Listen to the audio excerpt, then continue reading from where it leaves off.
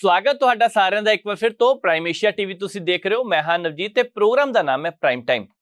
ਹਰ ਰੋਜ਼ ਇਸ ਵੇਲੇ ਕੋਸ਼ਿਸ਼ ਕਰੀਦੀ ਆ ਕਿ 24 ਘੰਟੇ ਵਿੱਚ ਜੋ ਕੁਝ ਵੀ ਵਾਪਰਿਆ ਹੋਵੇ ਤੁਹਾਡੇ ਸਾਹਮਣੇ ਰੱਖੀਏ ਤੇ 24 ਘੰਟੇ ਵਿੱਚ ਬਹੁਤ ਕੁਝ ਵਾਪਰਦਾ ਹੈ। ਸਿਆਸਤ ਨਾਲ ਜੁੜੀਆਂ ਹੋਈਆਂ ਵੀ ਕੁਝ ਖਬਰਾਂ ਨੇ, ਸਮਾਜਿਕ ਮੁੱਦੇ ਜਿਨ੍ਹਾਂ ਤੇ ਗੱਲਬਾਤ ਕਰਨੀ ਹੈ। ਨਵੀਂ ਪਾਰਲੀਮੈਂਟ ਦਾ ਉਦਘਾਟਨ ਹੋਇਆ। ਦੇਸ਼ ਦੇ ਪ੍ਰਧਾਨ ਮੰਤਰੀ ਨਰਿੰਦਰ ਮੋਦੀ ਹੋਰਾਂ ਨੇ ਅੱਜ ਸਾਰੇ ਪਾਰਲੀਮੈਂਟ ਮੈਂਬਰਾਂ ਦੇ ਸਮੇਤ ਪ੍ਰਾਣੀ ਨੂੰ ਅਲਵਿਦਾ ਕਹਿ ਦਿੱਤਾ। ਬਹੁਤ ਸਾਰੀਆਂ ਯਾਦਾਂ ਜੁੜੀਆਂ ਹੋਈਆਂ, बहुत सारे किस्से वो नाल लैके चले गए। पुराने घर नूं कहंदे भुल्लिया तो नहीं जा सकता, पर फिर भी जाना तो पैना ही है। 20,000 करोड़ रुपए दे नाल शुरू किया ये जिहड़ा सेंट्रल विस्टा प्रोजैक्ट है, आउण वाले दिनों के दौरान अजे बनता रहना ते देखदे हां गल किधर नूं जांदी है। एक बिल नूं लैके वाहवा दिनों तो चर्चा चलदी सी, औरतां दे राखवेंकरण नूं लैके, पार्लीमेंट विच सीटां नूं लैके। अज उत्ते भी गल कीती है। देर रात कैबिनेट दी एक मीटिंग सी, जदों साडा प्रोग्राम चल रहा सी तां उस वेले तक वो मीटिंग चलदी पई। ਉਹਦੇ ਵਿੱਚ ਮਨਜ਼ੂਰੀ ਦੇ ਦਿੱਤੀ ਗਈ। ਜੇਕਰ ਉੱਚ ਮਨਜ਼ੂਰੀ ਦਿੱਤੀ ਗਈ ਤਾਂ ਇਹਦਾ ਮਤਲਬ ਸੀ ਕਿ ਉਹ ਬਿੱਲ ਆਉਂਦੇ ਦਿਨਾਂ ਲਾਗੂ ਹੋ ਜਾਣਾ, ਪਰ ਲੱਗਦਾ 2024 ਦੇ ਵਿੱਚ ਸ਼ਾਇਦ ਉਹ ਨਾ ਵਰਤਿਆ ਜਾਵੇ। ਆਉਣ ਵਾਲੇ ਸਮੇਂ ਦੇ ਦੌਰਾਨ ਹੋ ਸਕਦਾ ਹੈ। ਨਾਲ ਦੀ ਨਾਲ ਦਿਹਾਤੀ ਫੰਡਾਂ ਦੀ ਗੱਲ ਵੀ ਕਰਨੀ ਹੈ, ਕਿਉਂਕਿ ਪੰਜਾਬ ਸਰਕਾਰ ਨੇ ਇੱਕ ਵਾਰ ਫਿਰ ਤੋਂ ਸੁਪਰੀਮ ਕੋਰਟ ਦੇ ਵਿੱਚ ਅਰਜ਼ੀ ਦਾਇਰ ਕੀਤੀ ਸੀ ਤੇ ਉਸ ਮਾਮਲੇ ਨੂੰ ਲੈ ਕੇ ਸੁਣਵਾਈ ਤਾਂ ਹੋਣੀ ਹੈ 25 ਤਰੀਕ ਨੂੰ। ਪਰ ਉਸ ਤੋਂ ਪਹਿਲਾਂ ਜਿਸ ਹਿਸਾਬ ਦੇ ਨਾਲ ਸਾਰੇ ਸਿਆਸਤਦਾਨਾਂ ਨੇ ਇਹ ਕਹਿਣਾ ਸ਼ੁਰੂ ਕਰ ਦਿੱਤਾ ਕਿ ਸਾਡੇ फंड के पैसे रोके हुए ने दिते जाण, क्योंकि पंजाब का विकास बहुत रुकिया पिया। अज पहली बार नहीं, कई बार इस मुद्दे ते पहला भी चर्चा हुई है। गलबात गारंटियां की भी करनी है, क्योंकि कुछ सियासतदानां ने गारंटियां देण दा वंडण दा काम शुरू कर दिता। सीधी भाषा विच कहीए तां लोकां नूं भरमाउण दा काम शुरू कर दिता है। वोटां ने, वोटां च हुण अपने वल खिंचना सारिਆਂ ने। हर एक राजनीतिक पार्टी ने कहना असीं आ कर देंगे, ਉਹ कर देंगे। पिछले समय के दौरान भी सारिਆਂ ने कहा होया कि है किन्ना क फर्क पिया ते किन्ना क परिवर्तन आया, किन्ने क वादे पूरे हुए, गल इत्ते भी करांगे। नाल दी नाल आइल्स सेंटरां दी गल भी करनी है, क्योंकि जिस हिसाब दे नाल आइल्स सेंटरां नूं लैके खबरां लंबे समय तो आउंदियां, तां टैक्स चोरी करदे आ जी कुछ सेंटर इस तरह के जिन्हां ने लंबे समय तो सिर्फ लुट्टण कुट्टण दा काम ही कीता। जेकर यह हैगा किन्ने क पैसे ने पंजाब दे बनदे, ਕਿਹੜੇ ਜ਼ਿਲ੍ਹਿਆਂ ਦੇ ਵਿੱਚ ਰੌਲਾ, ਕਿਹੜੇ ਜ਼ਿਲ੍ਹਿਆਂ ਦੇ ਵਿੱਚ ਮੱਕੜ ਜਾਲ ਫਲਾਇਆ ਹੋਇਆ, ਗੱਲ ਇੱਥੇ ਵੀ ਕਰਾਂਗੇ। ਕੈਨੇਡਾ ਤੇ ਭਾਰਤ ਰਿਸ਼ਤੇ ਦੋਹਾਂ ਦੇ ਵਿਗੜ ਸਕਦੇ ਨੇ। ਅੱਜ ਜਿਸ ਹਿਸਾਬ ਦੇ ਨਾਲ ਮਾਮਲਾ ਜਿੱਥੇ ਤੱਕ ਪਹੁੰਚਿਆ, ਦੋਵੇਂ ਦੇਸ਼ਾਂ ਨੇ ਆਪਣੇ ਆਪਣੇ ਡਿਪਲੋਮੇਟਾਂ ਨੂੰ ਵਾਪਸ ਬੁਲਾ ਲਿਆ। ਇਹਨਾਂ ਨਾਲ ਮਾਹੌਲ ਖਰਾਬ ਹੋ ਸਕਦਾ ਹੈ। ਆਉਂਦੇ ਦਿਨਾਂ ਨੂੰ ਗੱਲ ਵਪਾਰਕ ਤੌਰ ਤੇ ਵੀ ਵੱਡੇ ਪੱਧਰ ਤੇ ਜਾ ਸਕਦੀ ਅੱਗੇ ਵੱਲ, ਕਿਉਂਕਿ ਜਿਹੜੀਆਂ ਇਹ ਤਾਰਾਂ ਜੁੜੀਆਂ ਹੋਈਆਂ ਨੇ ਨਾ ਵਪਾਰ ਵਾਲੀਆਂ, ਤੰਦਾਂ ਕਹਿ ਸਕਦੇ ਆਪਾਂ, ਇਹ ਬਹੁਤ ਕੱਚੀਆਂ ਜਿਹੀਆਂ ਲੱਗਦੀਆਂ ਨੇ ਹੁਣ ਅੱਜ ਦੇ ਸਮੇਂ ਤੋਂ। ਪਹਿਲਾਂ ਤਾਂ ਮਜ਼ਬੂਤ ਸੀਗਾ, ਕਰੋੜਾਂ ਰੁਪਏ ਦਾ ਬਿਜ਼ਨਸ ਹੁੰਦਾ, ਪਰ ਹੁਣ ਸਾਇਆ ਉੱਪਰ ਲੱਗਦਾ ਪਿਆ ਕਾਲੇ ਬੱਦਲਾਂ ਵਰਗਾ। ਨਾਲ ਦੀ ਨਾਲ ਵਿਦਿਆਰਥੀਆਂ ਨੂੰ ਵੀ ਕਿਤੇ ਕੋਈ ਸਮੱਸਿਆ ਨਾ ਆ ਜਾਣ, ਕਿਉਂਕਿ ਭਾਰਤ ਦੇ ਵਿੱਚੋਂ, ਪੰਜਾਬ ਚੋਂ, ਹਰਿਆਣੇ ਚੋਂ, ਯੂਪੀ ਚੋਂ ਲੱਖਾਂ ਵਿਦਿਆਰਥੀ ਉੱਥੇ ਪੜ੍ਹਨ ਲਈ ਗਏ ਆ। ਸੋ ਇਹ ਸਾਰੀਆਂ ਖਬਰਾਂ ਤੇ ਗੱਲਬਾਤ ਕਰਾਂਗੇ, ਪਰ ਸ਼ੁਰੂਆਤ ਅਸੀਂ ਪਾਰਲੀਮੈਂਟ ਤੋਂ ਕਰਦੇ ਹਾਂ। ਪਾਰਲੀਮੈਂਟ ਵਿੱਚ ਦੇਸ਼ ਦੇ ਪ੍ਰਧਾਨ ਮੰਤਰੀ ਨਰਿੰਦਰ ਮੋਦੀ ਹੋਰਾਂ ਨੇ ਕੱਲ੍ਹ ਜਦੋਂ आखिरी बार संबोधन किया तो अज बाहर पत्रकारां नाल गलबात करदे हां। मैनूं लगदा पहले तौर ते सी ये कि जदों इदां पत्रकारां नाल खुले तौर ते गलबात कीती होवे, सवालां दे जवाब नहीं सीगे ਉਹਦੇ ਵਿੱਚ जो उन्हां ने कहणीआं सी ਉਹ ਗੱਲਾਂ कहीआं। माइक ਵੱਖ-ਵੱਖ टीवी चैनलों ਦੇ ਸੀਗੇ। ਹੁਣ जिस हिसाब दे नाल देश के प्रधान मंत्री नरिंਦਰ मोदी होरां ने कल देर शाम कैबिनेट की एक मंजूरी दित्ती है कि महिला राखवांकरण बिल ਹੁਣ ਉਸ ਦੇ ਵਿੱਚ ਪਾਸ ਹੋ ਗਿਆ ਤੇ ਹੁਣ ਪਾਰਲੀਮੈਂਟ ਦੇ ਵਿੱਚ ਵੀ ਹੋ ਸਕਦਾ ਪਾਸ ਹੋ ਜਾਵੇ। ਇਹ ਪਹਿਲਾ ਏਜੰਡਾ ਸਾਹਮਣੇ ਆਇਆ ਅੱਜ ਕਿ ਇਹ ਪਾਰਲੀਮੈਂਟ ਦਾ ਵਿਸ਼ੇਸ਼ ਸੈਸ਼ਨ ਕਿਉਂ ਸੱਦਿਆ ਗਿਆ, ਅੱਜ ਲੱਗਿਆ। ਹੁਣ ਇਹ ਬਿੱਲ ਕੀ ਹੈ? ਦਰਅਸਲ ਅੱਜ ਪਹਿਲੀ ਵਾਰ ਨਹੀਂ, ਲੰਬਾ ਸਮਾਂ ਹੋ ਗਿਆ, 3 ਦਹਾਕੇ ਹੋ ਗਏ ਆ ਜਦੋਂ ਤੋਂ ਇਹ ਬਿੱਲ ਨੂੰ ਲਾਗੂ ਕੀਤਾ ਜਾ ਰਿਹਾ, ਪਰ ਅਜੇ ਤੱਕ ਲਾਗੂ ਨਹੀਂ ਸੀ ਕੀਤਾ ਜਾ ਸਕਿਆ। ਇਹਦੇ ਪਿਛਲੇ ਕਈ ਕਾਰਨ ਹੈ। ਕਿਸੇ ਵੇਲੇ ਰਾਜਨੀਤਿਕ ਪਾਰਟੀਆਂ ਦੇ ਵਿੱਚ ਅੜਿੱਕਾ ਬਣ ਗਈਆਂ, ਕਿਸੇ ਵੇਲੇ ਰਾਜਨੀਤਿਕ ਪਾਰਟੀਆਂ ਨੇ ਕਿਹਾ ਨਹੀਂ ਜੀ ਇੱਦਾਂ ਨਹੀਂ ਹੋਣਾ ਚਾਹੀਦਾ। ਫਿਰ ਜਦੋਂ ਇਹਨੂੰ ਲਾਗੂ ਕਰਨ ਦੀ ਕੋਸ਼ਿਸ਼ ਰਾਜੀਵ ਗਾਂਧੀ ਹੋਰਾਂ ਨੇ ਕੀਤੀ ਤਾਂ ਕੁਝ ਕੁ ਸਿਆਸਤਦਾਨ ਕਹਿੰਦੇ ਕਿ ਸਾਡੀਆਂ ਸ਼ਕਤੀਆਂ ਖਤਮ ਹੋ ਜਾਣੀਆਂ। ਇਹ ਸਾਰੀਆਂ ਗੱਲਾਂ ਸਮੇਂ-ਸਮੇਂ ਤੇ ਚੱਲਦੀਆਂ ਰਹੀਆਂ, ਪਰ ਉਸ ਤੋਂ ਪਹਿਲਾਂ ਅਸੀਂ ਜੇਕਰ ਨਜ਼ਰ ਮਾਰੀਏ ਕਿ ਰਾਖਵਾਂਕਰਨ ਦੀ ਜਦੋਂ ਗੱਲ ਕਰਦੇ ਆ, ਦੁਨੀਆ ਦੇ ਵਿੱਚ ਯੂਨਾਈਟਿਡ ਨੇਸ਼ਨ ਵੂਮਨ ਦੀ ਇੱਕ ਰਿਪੋਰਟ ਸਾਹਮਣੇ ਆਈ। ਉਹ ਕਹਿੰਦੇ 1 ਜਨਵਰੀ 2023 ਤੱਕ ਦਾ ਡਾਟਾ ਉਹਨਾਂ ਨੇ ਸ਼ੇਅਰ ਕੀਤਾ ਸੀ। ਇਹਦੇ ਮੁਤਾਬਕ 31 ਦੇਸ਼ਾਂ ਵਿੱਚ 34 ਔਰਤਾਂ ਹੈਡ ਆਫ ਦੀ ਸਟੇਟ ਜਾਂ ਫਿਰ ਹੈਡ ਆਫ ਦੀ ਗਵਰਨਮੈਂਟ ਹੈ। ਬਹੁਤ ਵੱਡੀ ਗੱਲ ਹੈ। ਅਧਿਕਾਰ ਸਾਰਿਆਂ ਨੂੰ ਬਰਾਬਰ ਹੋਣੇ ਚਾਹੀਦੇ ਆ। ਜੇਕਰ ਅੱਜ ਚੰਨ ਤੱਕ ਭਾਰਤ ਪਹੁੰਚ ਚੁੱਕਿਆ ਇਹਦੇ ਪਿੱਛੇ ਵੀ ਜਿਹੜੀ ਆਵਾਜ਼ ਸੀ ਚੰਦਰਯਾਨ 3 ਦੇ ਪਿੱਛੇ, ਕਿੱਥੇ ਕਿੱਥੇ ਕਿਹੜਾ ਕਿਹੜਾ ਮਿਸ਼ਨ ਹੋ ਰਿਹਾ, ਕਿੱਥੇ ਤੱਕ ਪਹੁੰਚ ਚੁੱਕੇ, ਕੋਰਸ ਸੀਗੀ। ਟੀਮ ਨੂੰ ਲੀਡ ਕਰਨ ਦੇ ਪਿੱਛੇ ਕੋਰਸ ਸੀ। ਤਾਂ ਕਿਉਂ ਨਹੀਂ ਪਾਰਲੀਮੈਂਟ ਦੇ ਵਿੱਚ ਵੀ ਇਹਨਾਂ ਦੀ ਗਿਣਤੀ 'ਚ ਵਾਧਾ ਕੀਤਾ ਜਾਵੇ। ਹਾਲਾਂਕਿ ਇੱਕ ਸਮਾਂ ਇੱਦਾਂ ਦਾ ਵੀ ਆਇਆ 1996 ਦੀ ਜੇਕਰ ਗੱਲ ਕਰੀਏ, 1996 ਤੋਂ ਪਹਿਲਾਂ ਕਾਂਗਰਸ ਨੂੰ ਕਹਿ ਸਕਦੇ 7.5% ਪਾਰਲੀਮੈਂਟ ਦੇ ਵਿੱਚ ਔਰਤਾਂ ਦੀ ਗਿਣਤੀ ਸੀ। 1997 ਤੋਂ ਲੈ ਕੇ 2019 ਤੱਕ ਇਹ 9.5% ਬਣ ਗਈ। ਹੁਣ ਕਿੱਥੇ 33% ਦੀ ਗੱਲ ਕਹੀ ਜਾਂਦੀ ਸੀ, ਕਿੱਥੇ 7.5% ਹੈ, ਕਿੱਥੇ 9.5%। ਕਾਂਗਰਸ ਐਸੀ ਸੀਟਾਂ ਦੀ ਗੱਲ ਕਰ ਲਈਏ 1999 ਤੋਂ ਪਹਿਲਾਂ 7.2%, 12.5% 1999 ਤੋਂ ਲੈ ਕੇ 2019 ਤੱਕ। ਹੁਣ ਵੱਖ-ਵੱਖ ਸਮੇਂ ਕਾਂਗਰਸ ਐਸਟੀ ਜੇ ਗੱਲ ਕਰੀਏ 9.5%, ਭਾਜਪਾ 4.5%। ਐਸਸੀ ਕੋਟੇ ਦੇ ਵਿੱਚ ਇੱਕ ਵੀ ਸੀਟ ਨਹੀਂ ਸੀਗੀ। ਭਾਜਪਾ ਐਸਸੀ ਦੇ 1996 ਤੋਂ ਪਹਿਲਾਂ ਪਿਛਲੇ ਸਾਲ 4.5% ਗਿਣਤੀ ਹੈਗੀ ਹੈ। ਪਰ ਇਹਦਾ ਮਤਲਬ ਇਹ ਨਹੀਂਗਾ ਕਿ ਗਿਣਤੀ ਬਹੁਤ ਜ਼ਿਆਦਾ, ਗਿਣਤੀ ਬਹੁਤ ਘੱਟ ਹੈ।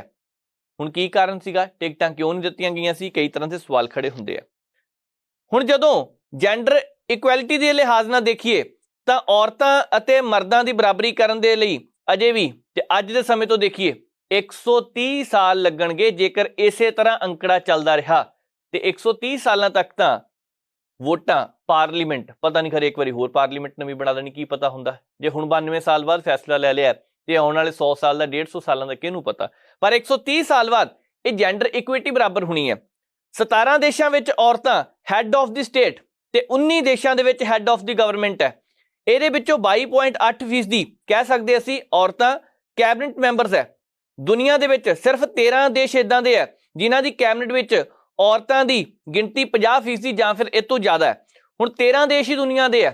192 ਦੇਸ਼ ਕਹੇ ਜਾਂਦੇ ਸੀਗੇ, ਫਿਰ 203, ਫਿਰ 206, ਅਸੀਂ 190-92 ਦੇ ਹਿਸਾਬ ਨਾਲ ਮੰਨ ਕੇ ਚੱਲੀਏ ਤਾਂ 13 ਦੇਸ਼ ਕਿੰਨੇ ਕੁ ਹੁੰਦੇ ਆ, ਕਿੰਨੇ ਅੰਕੜਾ। ਤਾਂ ਫਿਰ ਗੱਲਾਂ ਕਹਿਣੀ ਕਰਨੀ ਦੇ ਵਿੱਚ ਕਿੰਨਾ ਫਰਕ ਹੈ। ਇਸ ਵੇਲੇ ਹੋਰ ਵੀ ਜਿਹੜੀਆਂ ਖਬਰਾਂ ਹੈ 1 ਜਨਵਰੀ 2023 ਤੱਕ ਦੁਨੀਆ ਦੇ ਸਾਰੇ ਦੇਸ਼ਾਂ ਦੇ ਵਿੱਚ ਵੂਮਨ ਰਿਪਰੈਜ਼ੈਂਟੇਸ਼ਨ ਇੱਕ ਸਦਨ ਜਾਂ ਦੋਹਾਂ ਸਦਨਾਂ ਨੂੰ ਮਿਲਾ ਕੇ 26.5% ਇਹ ਅੰਕੜਾ ਬਣਦਾ। ਤੇ ਇਸ ਵੇਲੇ ਜੇਕਰ ਦੇਸ਼ ਇਹ ਫੈਸਲਾ ਲੈਣ ਲੱਗਿਆ ਤਾਂ ਫੈਸਲਾ ਚੰਗਾ ਲੱਗਦਾ ਪਿਆ। ਦੂਸਰੇ ਪਾਸੇ ਜੋ ਦੇਸ਼ ਦੀ ਗੱਲ ਕਰਦੇ ਆ, ਰਾਖਵਾਂਕਰਨ ਦੀ ਗੱਲ ਕਰਦੇ ਆ, ਬਿੱਲ ਪਾਰਲੀਮੈਂਟ ਤੇ ਸੂਬਿਆਂ ਦੀਆਂ ਵਿਧਾਨ ਸਭਾ ਦੇ ਵਿੱਚ ਔਰਤਾਂ ਦੇ 33% ਰਾਖਵਾਂਕਰਨ ਦਾ ਮਤਾ ਸੀਗਾ। ਇਸ 33% ਰਾਖਵੇਂਕਰਨ ਦੇ ਅੰਦਰ ਹੀ ਅਨੁਸੂਚਿਤ ਜਾਤੀ ਐਸਸੀ, ਅਨੁਸੂਚਿਤ ਜਨਜਾਤੀ ਐਸਟੀ ਤੇ ਉਪ ਰਾਖਵੇਂਕਰਨ ਦਾ ਮਤਾ ਸੀਗਾ। ਹੋਰ ਪਛੜੇ ਵਰਗਾਂ ਲਈ ਰਾਖਵਾਂਕਰਨ ਦਾ ਮਤਾ ਇਹਦੇ ਵਿੱਚ ਨਹੀਂ ਸੀਗਾ। ਪਰ ਇੱਕ ਸਮਾਂ ਇਸ ਤਰ੍ਹਾਂ ਦਾ ਆਇਆ ਜਦੋਂ ਲਾਲੂ ਪ੍ਰਸਾਦ ਯਾਦਵ ਤੇ ਦੂਸਰੇ ਪਾਸੇ ਮੁਲਾਇਮ ਸਿੰਘ ਯਾਦਵ, ਇਹਨਾਂ ਦੋਹਾਂ ਨੇ ਇਸ ਮਤੇ ਦੇ ਵਿੱਚ ਵਿਰੋਧ ਕੀਤਾ ਸੀਗਾ। ਇਹਦਾ ਕਹਿੰਦੇ ਨਹੀਂ, ਇਦਾਂ ਨਹੀਂ ਹੋਣਾ ਚਾਹੀਦਾ। ਕੀ ਕਾਰਨ ਸੀਗਾ? ਅੱਜ ਉਹਨਾਂ ਦੇ ਵਿੱਚੋਂ ਹੋ ਸਕਦਾ ਉਹਨਾਂ ਦੇ ਕੋਈ ਪਰਿਵਾਰਕ ਮੈਂਬਰ ਇੱਥੇ ਤੱਕ ਹੋਣ, ਪਰ ਵੱਡੀ ਗੱਲ ਇਹ ਹੈ ਕਿ ਅੱਜ ਬਹੁਤ ਕੁਝ ਬਦਲਦਾ ਦਿਖਾਈ ਦੇ ਰਿਹਾ ਹੈ। ਅਟਲ ਬਿਹਾਰੀ ਵਾਜਪਾਈ ਉਹਨਾਂ ਦੀ ਸਰਕਾਰ ਨੇ 1998 ਵਿੱਚ ਲੋਕ ਸਭਾ ਵਿੱਚ ਰਾਖਵਾਂਕਰਨ ਬਿੱਲ ਨੂੰ ਪੇਸ਼ ਕੀਤਾ ਸੀ। ਉਸ ਤੋਂ ਪਹਿਲਾਂ 15 ਸਾਲਾਂ ਪਹਿਲਾਂ ਇਹ ਚਰਚਾ ਚੱਲੀ ਸੀ ਕਿ ਇਹ ਬਿੱਲ ਨੂੰ ਸਾਹਮਣੇ ਲਿਆਇਆ ਜਾਵੇ, ਫਿਰ ਕਹਿੰਦੇ ਸੋਧ ਕਰਨੀ ਹੈ, ਨਹੀਂ ਗੱਲ ਬਣੀ।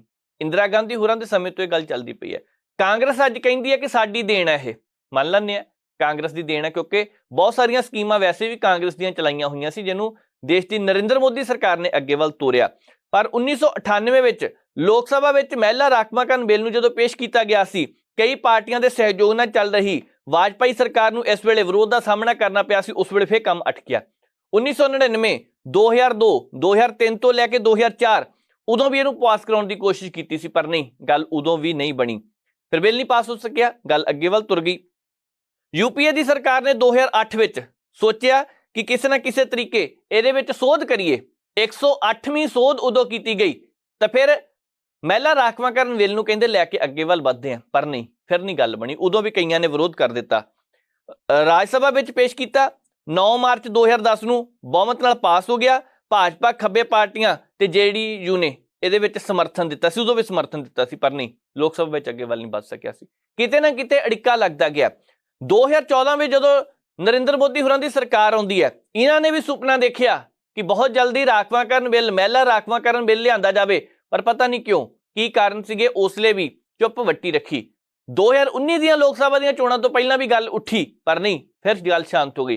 ਹੁਣ 2024 ਦੀਆਂ ਲੋਕ ਸਭਾ ਦੀਆਂ ਚੋਣਾਂ ਤੋਂ ਪਹਿਲਾਂ ਅਚਾਨਕ ਜਦੋਂ ਇਹ ਗੱਲ ਕਹਿਤੀ ਹੈ ਕਿ ਇਹ ਬਿੱਲ ਪਾਸ ਕਰਨਾ ਮਨਜ਼ੂਰੀ ਦੇਤੀ ਹੈ ਕੈਬਨਿਟ ਨੇ, ਪਰ ਇੱਕ ਗੱਲ ਹੈ, ਕਹਿੰਦੇ ਜਦੋਂ ਤੱਕ ਜਨਗਣਨਾ ਨਹੀਂ ਹੁੰਦੀ, ਜਦੋਂ ਤੱਕ ਹੱਦਬੰਦੀ ਨਹੀਂ ਹੁੰਦੀ ਉਦੋਂ ਤੱਕ ਇਹ ਲਾਗੂ ਨਹੀਂ ਹੋਣਾ। ਕਹਿਣ ਦਾ ਮਤਲਬ ਹੈ 2024 ਵਿੱਚ ਹੋ ਸਕਦਾ ਅੱਜ ਇਹ ਲਾਗੂ ਨਾ ਹੋ ਸਕੇ। ਅੱਜ ਦੇ ਦਿਨ ਦੀ ਇਹ ਖਬਰ ਹੈ, ਕੱਲ ਨੂੰ ਹੋ ਸਕਦਾ ਕੋਈ ਨਵੇਂ ਅੰਕ ਡੈਣ ਅਸੀਂ ਉੱਤੇ ਵੀ ਜ਼ਿਕਰ ਕਰਾਂਗੇ, ਪਰ ਅੱਜ ਦੇ ਦਿਨ ਤੱਕ ਜੇਕਰ ਚੱਲਦੇ ਪ੍ਰੋਗਰਾਮ ਤੱਕ ਗੱਲ ਕਰੀਏ ਤਾਂ ਅਜੇ ਤੱਕ ਇਹੀ ਗੱਲ ਕਹੀ ਜਾ ਰਹੀ ਹੈ ਕਿ ਜਦੋਂ ਤੱਕ ਜਨਗਣਨਾ ਨਹੀਂ ਹੁੰਦੀ ਉਦੋਂ ਤੱਕ ਇਹਨੂੰ ਲਾਗੂ ਨਹੀਂ ਕਰਨਾ। ਆਉਣ ਵਾਲੇ ਸਮੇਂ ਦੇ ਦੌਰਾਨ ਭਾਜਪਾ ਤੇ ਕਾਂਗਰਸ ਇੱਥੇ ਇਕੱਠੇ ਰਹਿਣਗੇ, ਦੂਸਰੀਆਂ ਖੇਤਰੀਆਂ ਪਾਰਟੀਆਂ ਵੀ ਇੱਥੇ ਇਕੱਠੀਆਂ ਰਹਿ ਸਕਦੀਆਂ ਨੇ, ਕਿਉਂਕਿ ਅੱਜ ਸਾਰਿਆਂ ਨੇ ਸਵਾਗਤ ਕੀਤਾ। ਪੰਜਾਬ ਵਾਲੇ ਪਾਸੇ ਵੀ ਸ਼੍ਰੋਮਣੀ ਅਕਾਲੀ ਦਲ ਦੇ ਸੀਨੀਅਰ ਆਗੂ ਨੇ ਦਲਜੀਤ ਸਿੰਘ ਚੀਮਾ ਡਾਕਟਰ, ਉਹਨਾਂ ਨੇ ਵੀ ਕਿਹਾ ਕਿ ਚੰਗੀ ਗੱਲ ਹੈ, ਸਵਾਗਤ ਕਰਦੇ ਆ। ਸੋ ਸਾਰੀਆਂ ਰਾਜਨੀਤਿਕ ਪਾਰਟੀਆਂ ਇੱਥੇ ਇਕੱਠੀਆਂ ਲੱਗਦੀਆਂ ਪਈਆਂ। ਪਰ 1975 ਵਿੱਚ ਜਦੋਂ ਇੰਦਰਾ ਗਾਂਧੀ ਪ੍ਰਧਾਨ ਮੰਤਰੀ ਸੀ ਤਾਂ ਉਹਨਾਂ ਨੇ ਟੂਵਰਡਸ ਇਕੁਐਲਿਟੀ, ਹੁਣ ਇਸ ਨਾਮ ਦੇ ਉੱਪਰ ਇੱਕ ਰਿਪੋਰਟ ਆਈ ਸੀ। ਹੁਣ ਇਕੁਐਲਿਟੀ ਦਾ ਮਤਲਬ ਤਾਂ ਬਰਾਬਰਤਾ, ਉਦੋਂ ਕੀ ਇਹ ਮੰਨਿਆ ਗਿਆ ਸੀ ਕਿ ਬਰਾਬਰ ਹੋਵੇ? ਹਾਂ, ਮੰਨਿਆ ਗਿਆ ਸੀ, ਪਰ ਲਾਗੂ ਨਹੀਂ ਹੋ ਸਕਿਆ ਸੀ। ਬਹੁਤ ਸਾਰੇ ਕਾਰਨ ਸੀਗੇ। HD ਦੇਵਗੌੜਾ ਉਹਨਾਂ ਦੀ ਸਰਕਾਰ ਵੀ ਸੀ, ਘੱਟ ਗਿਣਤੀ ਦੇ ਵਿੱਚ ਆਈ ਸੀਗੀ, ਤਾਂ ਉਸ ਵੇਲੇ ਵੀ ਮੁਲਾਇਮ ਸਿੰਘ ਯਾਦਵ ਨੇ ਇੱਥੋਂ ਕਿਨਾਰਾ ਕਰ ਲਿਆ ਸੀਗਾ ਤੇ ਬਾਅਦ ਦੇ ਵਿੱਚ ਕੰਮ ਅਟਕ ਗਿਆ ਸੀ। ਕਹਿਣ ਦਾ ਮਤਲਬ ਇਹੀ ਹੈ, ਕਈ ਵਾਰ ਕੋਸ਼ਿਸ਼ ਕੀਤੀ ਗਈ ਪਾਸ ਕਰਨ ਦੀ, ਪਰ ਨਹੀਂ, ਹਰ ਵਾਰ ਉਹ ਕੋਸ਼ਿਸ਼ ਵਿੱਚ ਹੀ ਅਟਕ ਜਾਂਦੀ ਸੀ। ਹੁਣ ਇਹਨੂੰ ਆਖਰੀ ਰੂਪ ਮਿਲ ਗਿਆ।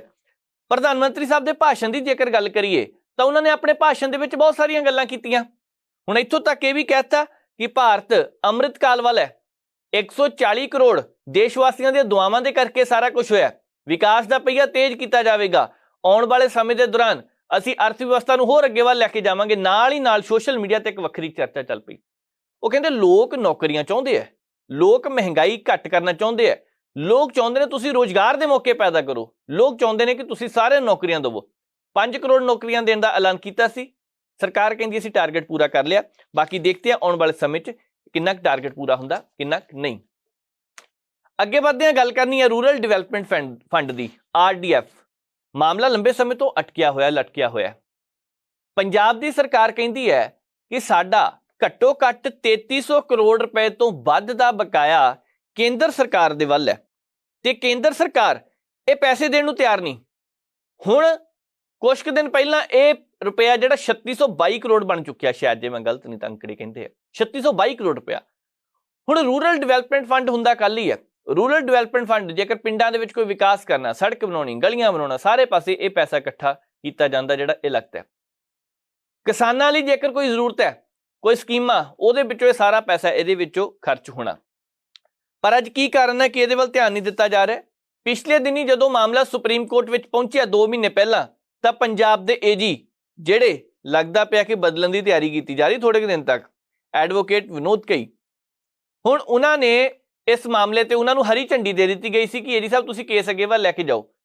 CMO ਦਫ਼ਤਰ ਦੇ ਵਿੱਚੋਂ ਸਾਰਾ ਕੁਝ ਹੋ ਗਿਆ, ਪਰ ਅੱਗੇ ਵੱਲ ਕਿੰਨੀ ਕੁ ਕਾਰਵਾਈ ਵਧੀ ਸੀ, ਇਹਦੇ ਬਾਰੇ ਅੱਜ ਫਿਰ ਇੱਕ ਖਬਰ ਸਾਹਮਣੇ ਆਈ ਹੈ ਕਿ ਕੇਂਦਰੀ ਖੁਰਾਕ ਮੰਤਰਾਲੇ ਵੱਲ ਦਿਹਾਤੀ ਵਿਕਾਸ ਫੰਡਾਂ ਦਾ 3622 ਕਰੋੜ ਰੁਪਇਆ ਆ ਕੇ ਖੜਾ ਹੋ ਗਿਆ। ਸਾਲ 2022-23 ਉਦੋਂ ਤੇ 2023-24 ਦੇ ਕਣਕ ਦੇ ਸੀਜ਼ਨ ਦਾ 1400 ਕਰੋੜ ਰੁਪਏ ਦਾ ਬਕਾਇਆ ਲਗਭਗ ਇਸ ਵੇਲੇ ਖੜਾ। 2021-22 ਤੇ 22-23 ਦੇ ਝੋਨੇ ਦੇ ਸੀਜ਼ਨ ਦੇ 2222 ਕਰੋੜ ਰੁਪਏ ਇਸ ਵੇਲੇ ਖੜੇ ਨੇ। ਹੁਣ 21-22 ਦੇ ਵਿੱਚ ਸਰਕਾਰ ਤਾਂ ਉਸ ਲਈ ਆਮ ਆਦਮੀ ਪਾਰਟੀ ਦੀ ਨਹੀਂ ਸੀਗੀ, ਉਸ ਵੇਲੇ ਚੰਨੀ ਸਾਹਿਬ ਦੀ ਸਰਕਾਰ ਸੀ ਜਾਂਦੇ ਜਾਂਦੇ, ਪਰ ਕੋਈ ਕਹਿੰਦਾ ਪਿਆ ਕਿ ਚੰਨੀ ਸਾਹਿਬ ਦੇ ਕਰਕੇ ਸਾਰਾ ਕੁਝ ਹੋਇਆ ਪਿਆ। ਕਿੰਨਾ ਕੁ ਸਹੀ ਹੈ, ਕਿੰਨਾ ਕੁ ਨਹੀਂ, ਸਾਹਮਣੇ ਆਉਣਾ ਚਾਹੀਦਾ। ਜੇਕਰ ਇਦਾਂ ਦੀ ਕੋਈ ਗੱਲ ਹੈਗੀ ਹੈ ਜਾਂ ਕਿਸੇ ਨੇ ਕੁਝ ਰੋਕਿਆ, ਅੜਿੱਕਾ ਵਿੱਚ ਲੱਗਿਆ, ਤੇ ਜਨਤਾ ਦੇ ਸਾਹਮਣੇ ਨਤਾਰਾ ਹੋਣਾ ਚਾਹੀਦਾ। ਨਹੀਂ ਤਾਂ ਕਿੰਨਾ ਚਿਰ ਮਾਮਲਾ ਲੁਕਿਆ ਰਹਿ ਸਕਦਾ, ਕਿੰਨੀ ਚਿਰ ਗੱਲ ਲੁਕੀ ਰਹਿ ਸਕਦੀ ਹੈ। ਜੇਕਰ ਚੰਨੀ ਸਾਹਿਬ ਦੇ ਕਿਹੜੀਆਂ ਉਹ ਗੱਲਾਂ ਸੀ, ਕਿਹਦੇ ਕਰਕੇ ਤੇ ਕਾਂਟਾ ਫੇਰ ਦਿੱਤਾ ਗਿਆ, ਕੁਛ ਨਾ ਕੁਛ ਤਾਂ ਗੜਬੜੀ ਹੈਗੀ, ਇਹਦੇ ਵਿੱਚ ਕੋਈ ਸ਼ੱਕ ਨਹੀਂ। ਉਹ ਪਿਛਲੀਆਂ ਸਰਕਾਰਾਂ ਦੀ ਸੀ, ਕਾਂਗਰਸ ਦੀ ਦੂਜੀ ਸਰਕਾਰ ਦੀ ਸੀਗੀ ਜਦੋਂ ਵਾਰੀ ਆਉਂਦੀ ਉਹਨਾਂ ਦੀ 1 ਸਾਲ ਲਈ, 111 ਦਿਨ ਦੀ ਸਰਕਾਰ ਲਈ, ਜਾਂ ਉਤੋਂ ਤੋਂ ਪਹਿਲਾਂ ਦਾ ਮਾਮਲਾ ਹੈ। ਕਹਿਣ ਵਾਲੇ ਤਾਂ ਇਹ ਵੀ ਕਹਿੰਦੇ ਆ, ਕੇਂਦਰ ਸਰਕਾਰ ਦੀ ਪਿਛਲੇ ਦਿਨੀ ਇੱਕ ਰਿਪੋਰਟ ਸਾਹਮਣੇ ਆਈ, ਉਹ ਕਹਿੰਦੇ ਆ ਕਿ ਪੈਸਾ ਸਹੀ ਤਰੀਕੇ ਦੇ ਨਾਲ ਨਹੀਂ ਖਰਚਿਆ ਜਾ ਰਿਹਾ, ਪੈਸਾ ਗਲਤ ਜਗ੍ਹਾ ਤੇ ਖਰਚਿਆ ਗਿਆ। ਹਿਸਾਬ ਕਿਤਾਬ ਦਿਓ ਆ ਕੇ। ਹੁਣ ਹਿਸਾਬ ਕਿਤਾਬ ਤਾਂ ਦਿੱਤਾ ਨਹੀਂ ਜਾ ਰਿਹਾ ਸੀਗਾ, ਜਾਂ ਸ਼ਾਇਦ ਇਸੇ ਕਰਕੇ ਰੌਲਾ ਪਿਆ।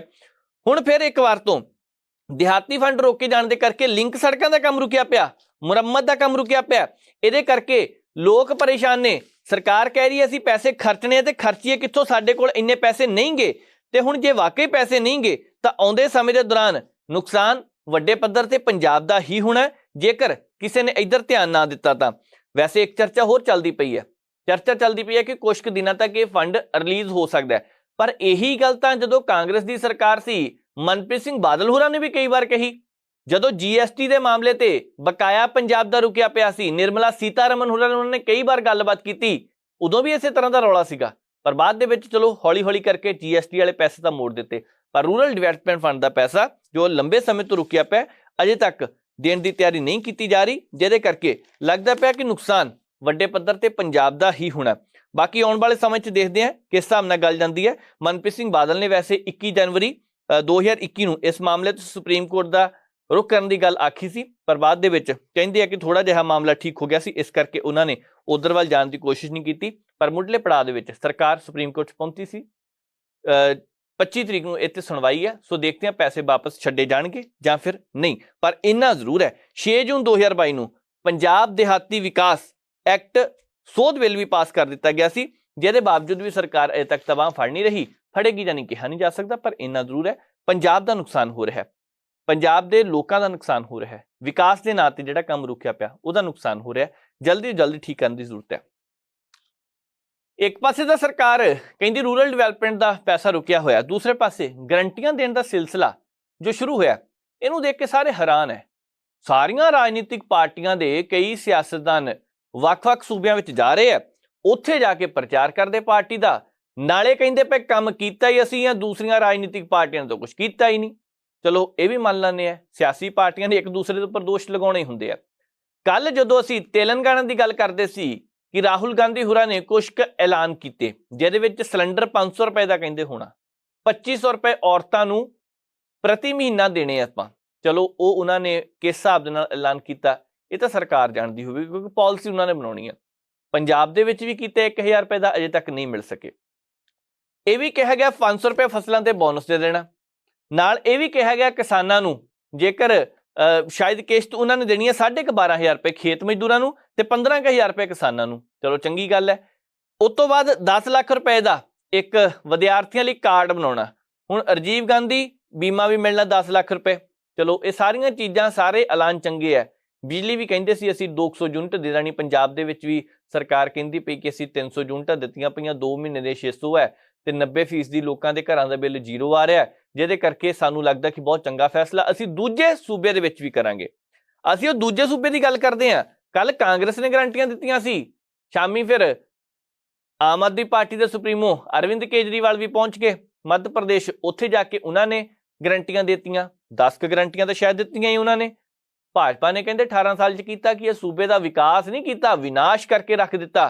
ਹੁਣ ਜਿਹੜੀਆਂ ਇਹ ਸਾਰੀਆਂ ਗੱਲਾਂ ਕਹੀਆਂ ਜਾ ਰਹੀਆਂ ਨੇ ਕਿ ਉੱਥੇ ਚੌਹਾਨ ਹੋਰਾਂ ਨੇ ਕੁਝ ਕੀਤਾ ਹੀ ਨਹੀਂ, ਨੁਕਸਾਨ ਹੀ ਵੱਡੇ ਪੱਧਰ ਤੇ ਹੋ ਗਿਆ ਤੇ ਆਪਣੀਆਂ ਗਰੰਟੀਆਂ ਰੱਖਤੀਆਂ ਮੋਹਰੇ। ਕਹਿੰਦੇ ਸਾਡੀ ਸਰਕਾਰ ਆ ਲਾਂ ਦਿਓ, ਮੱਧ ਪ੍ਰਦੇਸ਼ ਦੇ ਲੋਕੋ 24 ਘੰਟੇ ਤੁਹਾਨੂੰ ਬਿਜਲੀ ਦੇਵਾਂਗੇ, ਐਨ ਨਿਰਵਿਘਨ ਬਿਜਲੀ, ਕਿਤੇ ਕੋਈ ਕੱਟ ਨਹੀਂ ਲੱਗਣਾ। ਪੰਜਾਬ ਵਾਲੇ ਕਹਿੰਦੇ ਸਾਨੂੰ ਵੀ ਇਹੀ ਕਿਹਾ ਸੀਗਾ। ਹੁਣ ਲੋਕ ਤਾਂ ਇਹ ਵੀ ਸ਼ਿਕਾਇਤ ਕਰਦੇ ਆ, ਕੁਝ ਕੁ ਲੋਕ ਕਮੈਂਟਾਂ ਵਿੱਚ ਵੀ ਦੱਸਦੇ ਆ ਭਾਈ ਤੁਸੀਂ ਗੱਲ ਨਹੀਂ ਕਰਦੇ, ਅਸੀਂ ਤਾਂ ਕੀਤੀ ਸੀ ਇੱਕ ਦਿਨ ਪਹਿਲਾਂ ਵੀ ਭਾਈ ਕਿ ਇਹਦੇ ਵਿੱਚ ਬਿਜਲੀ ਕੁਝ ਕੁ ਥਾਵਾਂ ਤੇ ਜਾਂਦੀ ਪਈ ਆ, ਸਮੱਸਿਆ ਹੈਗੀ ਆ। ਫਸਲ ਦਾ ਨੁਕਸਾਨ ਇੱਕ ਪਾਸੇ ਕਿਸਾਨਾਂ ਨੂੰ ਪਹਿਲਾਂ ਹੋਇਆ ਸੀਗਾ, ਪਾਣੀ ਕਰਕੇ ਬਰਬਾਦ ਹੋ ਗਈ, ਤੇ ਕੁਝ ਕੁ ਹੁਣ ਬਿਜਲੀ ਕਰਕੇ ਕੱਟ ਲੱਗ ਰਹੇ ਸੀਗੇ। ਸਰਕਾਰ ਕਹਿ ਰਹੀ ਹੈ ਉੱਥੇ ਕਿ ਨਿਰਵਿਘਨ ਬਿਜਲੀ ਦਿੱਤੀ ਜਾਵੇਗੀ, ਇੱਥੇ ਵੀ ਇਹ ਥੋੜਾ ਜਿਹਾ ਕੰਮ ਚੱਲਦਾ। ਦੂਸਰੀ ਗਰੰਟੀ ਬਿਜਲੀ ਦੀ ਦਿੱਤੀ ਹੈ ਕਿ ਯੂਨਿਟਾਂ ਅਸੀਂ 200 ਦੇਵਾਂਗੇ। ਸਰਕਾਰੀ ਸਕੂਲਾਂ ਤੇ ਪ੍ਰਾਈਵੇਟ ਸਕੂਲਾਂ ਨੂੰ, ਸਰਕਾਰੀ ਸਕੂਲ ਤੇ ਪ੍ਰਾਈਵੇਟ ਸਕੂਲ ਇੱਕੋ ਜਿਹੇ ਕਰ ਦਾਂਗੇ, ਵਧੀਆ ਤਰੀਕੇ ਨਾਲ ਗ੍ਰਾਂਟ ਦਿੱਤੀ ਜਾਵੇਗੀ। ਨਿੱਜੀ ਸਕੂਲਾਂ ਵਿੱਚ ਵਿਦਿਆਰਥੀ ਜਾਣਗੇ ਹੀ ਨਹੀਂ, ਸਰਕਾਰੀ ਸਕੂਲਾਂ ਵੱਲ ਮੋੜਾ ਕੱਟਣਗੇ। ਇਸੇ ਤਰ੍ਹਾਂ ਦਾ ਮੋੜਾ ਕੱਟਣ ਦੀ ਗੱਲ ਦਿੱਲੀ 'ਚ ਕੀਤੀ ਗਈ ਹੈ ਤੇ ਇਸੇ ਤਰ੍ਹਾਂ ਦਾ ਮੋੜਾ ਕੱਟਣ ਦੀ ਗੱਲ ਪੰਜਾਬ ਦੇ ਵਿੱਚ ਵੀ ਇਹਨਾਂ ਨੇ ਕੀਤੀ ਸੀ। ਪੰਜਾਬ 'ਚ ਸਕੂਲ ਆਫ ਐਮੀਨੈਂਸ ਬਣਾ ਦਿੱਤੇ ਆ। ਹੁਣ ਸਕੂਲ ਆਫ ਐਮੀਨੈਂਸ ਬਣਨ ਤੋਂ ਬਾਅਦ ਦੂਜੇ ਸੂਬਿਆਂ ਜਾ ਕੇ ਪ੍ਰਚਾਰ ਕੀਤਾ ਜਾ ਰਿਹਾ, ਦੇਖੋ ਜੀ ਅਸੀਂ ਪੰਜਾਬ ਦੇ ਵਿੱਚ ਆ ਕੀਤਾ। ਜਿਸ ਹਿਸਾਬ ਦੇ ਨਾਲ ਦਿੱਲੀ ਵਾਲਾ ਮਾਡਲ ਪੰਜਾਬ ਲਿਆਂਦਾ, ਪੰਜਾਬ ਦੇ ਵਿੱਚ ਹੁਣ ਮਾਡਲ ਦਿੱਲੀ ਵਾਲੀ ਗੱਲ ਕਰਕੇ ਦੂਜੇ ਸੂਬਿਆਂ ਜਾਣਾ ਕਿ ਆ ਦੇਖੋ ਜੀ ਉਦਾਹਰਨ ਇਹ ਇੱਥੇ ਸਾਡੀ ਸਰਕਾਰ ਬਣੀ ਹੈ। ਇਹ ਸਾਰੀਆਂ ਸਿਆਸੀ ਪਾਰਟੀਆਂ ਇਸੇ ਤਰ੍ਹਾਂ ਕਰਦੀਆਂ, ਭਾਜਪਾ ਵੀ ਕਰਦੀ ਹੈ, ਕਾਂਗਰਸ ਵੀ ਕਰੇਗੀ, ਹੋਰ ਵੀ ਰਾਜਨੀਤਿਕ ਪਾਰਟੀਆਂ ਕਰਦੀਆਂ ਨੇ। ਉਸ ਤੋਂ ਬਾਅਦ ਗਰੰਟੀ ਦਿੱਤੀ ਹੈ ਕਿ ਅਸੀਂ ਆਉਣ ਵਾਲੇ ਸਮੇਂ 'ਚ ਭ੍ਰਿਸ਼ਟਾਚਾਰ ਮੁਕਤ ਸੂਬਾ ਕਰ ਦੇਣਾ। ਮੱਧ ਪ੍ਰਦੇਸ਼ ਦੇ ਵਿੱਚ ਘਪਲੇ ਬਹੁਤ ਸਾਰੇ ਨੇ, ਇੱਕ ਇੱਕ ਕਰਕੇ ਬਾਹਰ ਆ ਰਹੇ ਆ। ਈਡੀ ਦੀ ਕਾਰਵਾਈ ਸਖਤ ਨਹੀਂ ਹੁੰਦੀ, ਚਲੋ ਇਸ ਕਰਕੇ ਵੀ ਹੋ ਸਕਦਾ ਸਰਕਾਰਾਂ ਆਪਣੀਆਂ ਹੁੰਦੀਆਂ ਕਿਸੇ ਵੇਲੇ ਨਹੀਂ ਹੁੰਦਾ, ਪਰ ਇੰਨਾ ਜ਼ਰੂਰ ਹੈ ਕਿ ਇਸ ਵੇਲੇ ਭ੍ਰਿਸ਼ਟਾਚਾਰ ਖਤਮ ਕਰਨਾ, ਘਰ ਘਰ ਦੇ ਵਿੱਚ ਸੇਵਾਵਾਂ ਪਹੁੰਚਾਉਣੀਆਂ, ਰੋਜ਼ਗਾਰ ਸਿਰਜਣਾ, ਰੋਜ਼ਗਾਰ ਦੇ ਮੌਕੇ ਪੈਦਾ ਕਰਨੇ ਆ, ਉਦਯੋਗਾਂ ਦਾ ਵਿਕਾਸ ਕਰਨਾ, ਬੇਰੁਜ਼ਗਾਰੀ ਭੱਤਾ ਦੇਣਾ, ਮੁਫਤ ਤੀਰਥ ਯਾਤਰਾ ਕਰ ਦੇਣੀ ਹੈ ਤੇ ਕੱਚੇ ਕਰਮਚਾਰੀਆਂ ਨੂੰ ਰੈਗੂਲਰ ਕਰਨਾ। ਚਲੋ ਇਹ ਸਾਰੀਆਂ ਗੱਲਾਂ ਜਿਹੜੀਆਂ ਇਹਨੇ ਕੀਤੀਆਂ ਚੰਗੀਆਂ। ਨਾਲੇ ਵੀ ਕਹਿ ਦਿੱਤਾ ਕਿ ਪੇਸਾਂ ਨੂੰ ਅਨੁਸੂਚਿਤ ਕਬੀਲੇ ਲਈ ਲਾਗੂ ਕਰਨ ਦੇ ਨਾਲ ਕਿਸਾਨਾਂ ਨੂੰ ਫਸਲਾਂ ਦੇ ਨੁਕਸਾਨ ਲਈ ਬਿਹਤਰ ਮੁਆਵਜ਼ਾ ਅਸੀਂ ਦੇਣਾ। ਸਾਰੀਆਂ ਗੱਲਾਂ ਠੀਕ ਹੋ ਸਕਦੀਆਂ ਨੇ, ਪਰ ਜਦੋਂ ਗਰੰਟੀਆਂ ਦੀ ਗੱਲ ਕਰਦੇ ਪਏ ਆ, ਕਿਸਾਨਾਂ ਦੀ ਗੱਲ ਕਰਦੇ ਪਏ ਆ, ਅੱਜ ਵਿਰੋਧੀਆਂ ਨੇ ਕਹਿਣਾ ਸ਼ੁਰੂ ਕਰ ਦਿੱਤਾ ਕਿ ਤੁਸੀਂ ਉੱਥੇ ਜਾ ਕੇ ਤਾਂ ਕਹਿੰਦੇ ਪਏ ਅਸੀਂ ਵਿਕਾਸ ਕਰਾਂਗੇ, ਕਿਸਾਨਾਂ ਨੂੰ ਪੈਸੇ ਦੇਵਾਂਗੇ, ਮੁਆਵਜ਼ਾ ਸਹੀ ਸਮੇਂ ਤੇ ਦੇ ਦਾਂਗੇ ਜੇਕਰ ਨੁਕਸਾਨ ਹੁੰਦਾ। ਪੰਜਾਬ ਦੇ ਵਿੱਚ ਕਹਿੰਦੇ ਅਜੇ ਤੱਕ ਨੁਕਸਾਨ ਹੋਇਆ, ਤੁਸੀਂ ਇੱਧਰਲੇ ਪਾਸੇ ਕਾਹਤੋਂ ਨਹੀਂ ਧਿਆਨ ਦਿੰਦੇ ਪਏ? ਇਹ ਸਾਰੀਆਂ ਗੱਲਾਂ ਜਿਹੜੀਆਂ ਕੀਤੀਆਂ ਜੇ, ਇਹ ਸੋਸ਼ਲ ਮੀਡੀਆ, ਜਦੋਂ ਤੁਸੀਂ ਅਜੇ ਤੱਕ ਆਪਣਾ ਗੱਲ ਦਾ ਪ੍ਰਚਾਰ ਹੀ ਕਰਦੇ ਹੁੰਦੇ, ਦੂਸਰੇ ਪਾਸੇ ਇੱਕ ਵੱਡੀ ਲੜੀ ਇਸ ਤਰ੍ਹਾਂ ਦੀ ਆ ਜਾਂਦੀ ਹੈ। ਜਦੋਂ ਕਮੈਂਟ ਕਰਨ ਵਾਲੇ ਹੁੰਦੇ ਆ, ਜਦੋਂ ਸਵਾਲ ਪੁੱਛਣ ਵਾਲੇ ਹੁੰਦੇ ਆ, ਉਹ ਵੱਖਰੀ ਗੱਲ ਹੈ। ਸਾਰੀਆਂ ਰਾਜਨੀਤਿਕ ਪਾਰਟੀਆਂ ਨੇ ਆਪਣੀਆਂ ਨੌਜਵਾਨਾਂ ਦੀਆਂ ਟੀਮਾਂ ਐਤਕੀ ਬਿਠਾਈਆਂ ਆ ਸੋਸ਼ਲ ਮੀਡੀਆ ਤੇ ਉਹ ਜਵਾਬ ਦਿੰਦੀਆਂ ਵੀ ਰਹਿੰਦੀਆਂ, ਪਰ ਇਹ ਜਵਾਬ ਲੋਕਾਂ ਨੂੰ ਕਿਹਨ ਦੇਣੇ ਆ? ਮੁੱਖ ਮੰਤਰੀ ਸਾਹਿਬ ਪੰਜਾਬ ਦੇ ਜਦੋਂ ਉੱਥੇ ਮੱਧ ਪ੍ਰਦੇਸ਼ 'ਚ ਬੋਲੇ, ਉਹਨਾਂ ਨੇ ਇਹ ਗੱਲ ਕਹੀ, ਕਹਿੰਦੇ 18 ਸਾਲਾਂ ਦੇ ਵਿੱਚ ਕੁਛ ਨਹੀਂ ਕੀਤਾ ਗਿਆ, ਸਿਰਫ ਵਿਨਾਸ਼ ਹੋਇਆ, ਉੱਥੇ ਵਿਕਾਸ ਨਹੀਂ ਹੋਇਆ। ਸਾਡੀ ਸਰਕਾਰ ਆਉਣ ਦਿਓ, ਵਿਕਾਸ ਕਰਕੇ ਦਿਖਾਵਾਂਗੇ। ਪੰਜਾਬ ਦੇਖੋ ਕਹਿੰਦੇ ਤੁਸੀਂ, ਪੰਜਾਬ ਦੇਖੋ, ਪੰਜਾਬ ਦੇ ਵਿੱਚ ਅਸੀਂ ਜੋ ਕੁਛ 18 ਮਹੀਨਿਆਂ ਦੇ ਵਿੱਚ ਕਰ ਦਿੱਤਾ, ਕਿਸੇ ਸਰਕਾਰ ਨੇ ਅਜੇ ਤੱਕ ਨਹੀਂ ਕੀਤਾ। ਚਲੋ ਹੋ ਸਕਦਾ ਕੁਛ ਵੱਖਰਾ ਕੀਤਾ ਹੋਵੇ, ਦਿਲ ਕੋ ਬਹਿਲਾਨੇ ਕੇ लिए गालिब ख्याल अच्छा है। ਇਹ ਜ਼ਰੂਰੀ ਹੁੰਦਾ ਹੈ ਕਿ ਸਮੇਂ-ਸਮੇਂ ਦੀਆਂ ਸਰਕਾਰਾਂ ਸਮੇਂ-ਸਮੇਂ ਤੇ ਆਪਣੇ ਰਿਪੋਰਟ ਕਾਰਡ ਪੇਸ਼ ਕਰਦੀਆਂ ਰਹਿੰਦੀਆਂ ਨੇ। ਬਹੁਤ ਸਾਰੇ ਕੰਮ ਹੋਏ ਆ, ਭ੍ਰਿਸ਼ਟਾਚਾਰ ਨੂੰ ਖਤਮ ਕਰਨ ਲਈ ਸਰਕਾਰ ਨੇ ਯਤਨ ਚੁੱਕੇ, ਪਹਿਲੇ ਦੀਆਂ ਸਰਕਾਰਾਂ ਨੇ ਘੱਟ ਚੁੱਕੇ, ਇਨੀ ਜ਼ਿਆਦਾ ਚੁੱਕ ਲਏ, ਇਹ ਨਹੀਂ ਕਿਹਾ ਜਾ ਸਕਦਾ ਕਿ ਨਹੀਂ ਚੁੱਕੇ। ਨਸ਼ੇ ਨੂੰ ਖਤਮ ਕਰਨ ਲਈ ਪਿਛਲੀਆਂ ਸਰਕਾਰਾਂ ਨੇ ਕੰਮ ਕੀਤਾ, ਹੁਣ ਸੂਬਾ ਪੱਧਰ ਤੇ ਵੱਖ-ਵੱਖ ਮੁਹਿੰਮ ਚਲਾਈਆਂ ਜਾ ਰਹੀਆਂ ਨੇ, ਪਰ ਕੀ ਉਸ ਵੇਲੇ ਨਸ਼ਾ ਖਤਮ ਹੋ ਗਿਆ? ਕੀ ਉਸ ਵੇਲੇ ਭ੍ਰਿਸ਼ਟਾਚਾਰ ਖਤਮ ਹੋ ਗਿਆ? ਕੀ ਇਸ ਵੇਲੇ ਖਤਮ ਹੋ ਗਿਆ? ਸਰਕਾਰਾਂ ਆਪਣੇ ਵੱਲੋਂ ਯਤਨ ਕਰ ਰਹੀਆਂ ਨੇ, ਪਰ ਇਹ ਕੰਮਾਂ ਨੂੰ ਸਮਾਂ ਤਾਂ ਲੱਗਣਾ। ਹੁਣ ਇਹ ਕਹਿੰਦੇ ਪਏ ਆ ਕਿ ਸਰਕਾਰ ਨੇ 36,000 ਸਰਕਾਰੀ ਨੌਕਰੀਆਂ ਦਿੱਤੀਆਂ ਪੰਜਾਬ ਦੇ ਵਿੱਚ, ਅਸੀਂ ਮੱਧ ਪ੍ਰਦੇਸ਼ ਦੇ ਵਿੱਚ ਵੀ ਦੇਵਾਂਗੇ। 26,000 ਤੋਂ ਵੱਧ, ਸ਼ਾਇਦ 28,000 ਬਣਦੇ ਆ ਕੱਚੇ ਮੁਲਾਜ਼ਮ ਜਿਨ੍ਹਾਂ ਨੂੰ ਪੱਕਾ ਕੀਤਾ। ਉਸ ਤੋਂ ਬਾਅਦ ਜੇਕਰ ਇਹ ਵੀ ਗੱਲ ਕਹੀ ਜਾ ਰਹੀ ਹੈ ਕਿ ਔਰਤਾਂ ਨੂੰ ਅਸੀਂ 1,000 ਰੁਪਏ ਦੇਣ ਦੀ ਗਰੰਟੀ ਦਿੱਤੀ ਹੈ ਤੇ ਜਲਦ ਉਹ ਵੀ ਪੂਰੀ ਕਰਨ ਜਾ ਰਹੇ ਹਾਂ, ਤਾਂ ਮੰਨ ਕੇ ਚੱਲਣਾ ਚਾਹੀਦਾ ਕਿ ਗਰੰਟੀਆਂ ਦਾ ਸੀਜ਼ਨ ਸ਼ੁਰੂ ਹੋ ਚੁੱਕਿਆ। ਇਹ ਹੁਣ ਤੋਂ ਨਹੀਂ ਹੋਇਆ, ਪਰ ਜਦੋਂ ਉਧਰਲੇ ਪਾਸੇ ਕੇਂਦਰੀ ਮੰਤਰੀ ਨਿਤਨ ਗਡਕਰੀ ਹੋਰਾਂ ਦਾ ਇੱਕ ਬਿਆਨ ਪਿਛਲੇ 1.5 ਮਹੀਨਾ ਪਹਿਲਾਂ ਆਇਆ, ਗਡਕਰੀ ਸਾਹਿਬ ਦਾ ਬਿਆਨ ਤਾਂ ਬੜਾ ਕਮਾਲ ਦਾ ਸੀਗਾ, ਬਾ ਕਮਾਲ ਦਾ ਸੀਗਾ। ਗਡਕਰੀ ਸਾਹਿਬ ਕਹਿੰਦੇ 2-2 ਕਿਲੋ ਮਟਨ ਲੋਕਾਂ ਦੇ ਘਰਾਂ ਵਿੱਚ ਭੇਜਿਆ, ਵੋਟ ਸਾਨੂੰ ਪਾਈ ਨਹੀਂ, ਕਿਉਂਕਿ ਵੋਟਰ ਸਿਆਣੇ ਹੋ ਚੁੱਕੇ ਨੇ। ਇਹਦਾ ਮਤਲਬ ਹੈ ਕਿ ਵੋਟਰਾਂ ਨੂੰ ਭਰਮਾਉਣ ਦੇ ਨਾਲ ਸਿਆਸਤਦਾਨ ਹੋਰ ਵੀ ਹੱਥ ਕੰਡੇ ਅਪਣਾ ਕੇ ਦੇਖਦੇ ਆ।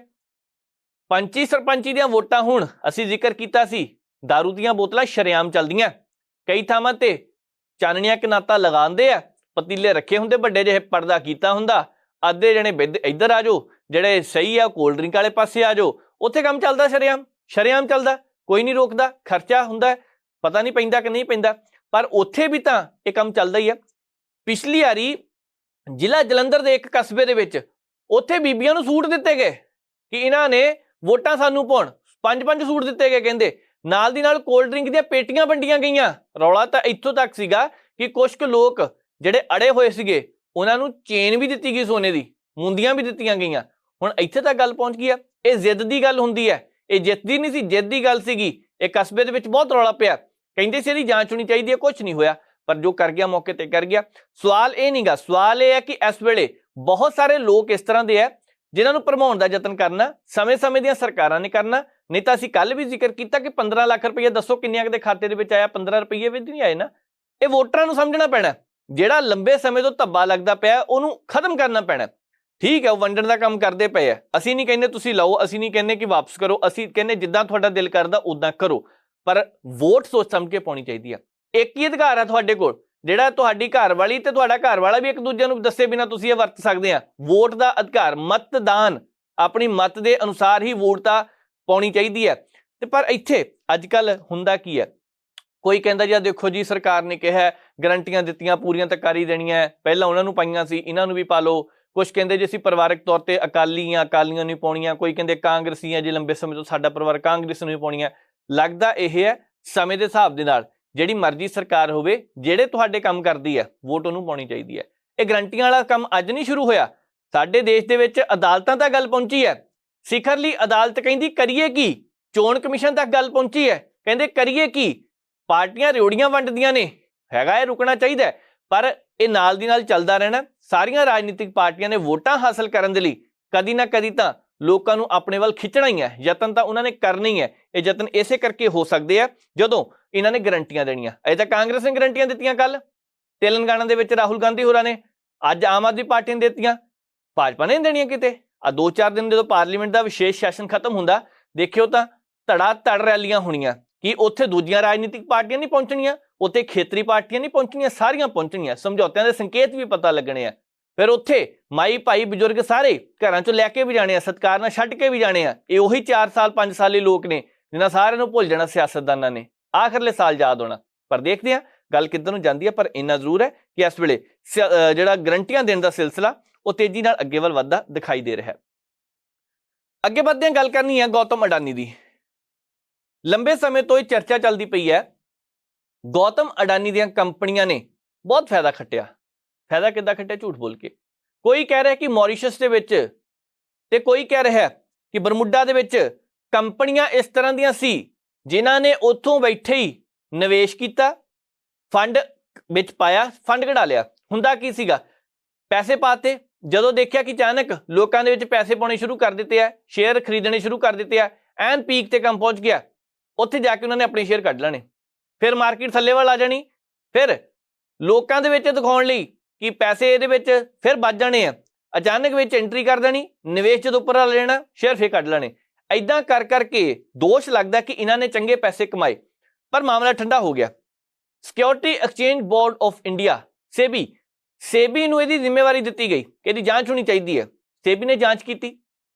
ਹੁਣ 6 ਮਹੀਨੇ ਤੋਂ ਉੱਪਰ ਦਾ ਸਮਾਂ ਹੋ ਗਿਆ, ਅਜੇ ਤੱਕ ਗੱਲ ਕਿਸੇ ਪਾਸੇ ਲੱਗਦੀ ਦਿਖਾਈ ਨਹੀਂ ਦੇ ਰਹੀ, ਅਜੇ ਤੱਕ ਗੱਲ ਕਿਸੇ ਪਾਸੇ ਲੱਗੀ ਨਹੀਂ। ਇਹਦਾ ਕਾਰਨ ਕੀ ਹੈ? ਇਹਦੇ ਵਿੱਚ ਸਭ ਤੋਂ ਵੱਡਾ ਕਾਰਨ ਸੀ ਕਿ ਕਿਤੇ ਨਾ ਕਿਤੇ ਧੋਖਾ ਕੀਤਾ ਗਿਆ। ਹਾਲੇ 2-3 ਦਿਨ ਪਹਿਲੇ ਇੱਕ ਰਿਪੋਰਟ ਆਈ ਸੀ ਕਿ ਬਹੁਤ ਜਾਣਕਾਰੀ ਲੁਕੋਈ ਗਈ ਹੈ, ਖੁੱਲ ਕੇ ਨਹੀਂ ਜਾਂਚ ਕੀਤੀ ਗਈ ਕਿ ਇਹ ਸੱਚ ਹੈ। ਜੇਕਰ ਸੱਚ ਹੈ ਤੇ ਸੱਚ ਕੀ ਹੈ ਉਹ ਪਤਾ ਲੱਗਣਾ ਚਾਹੀਦਾ।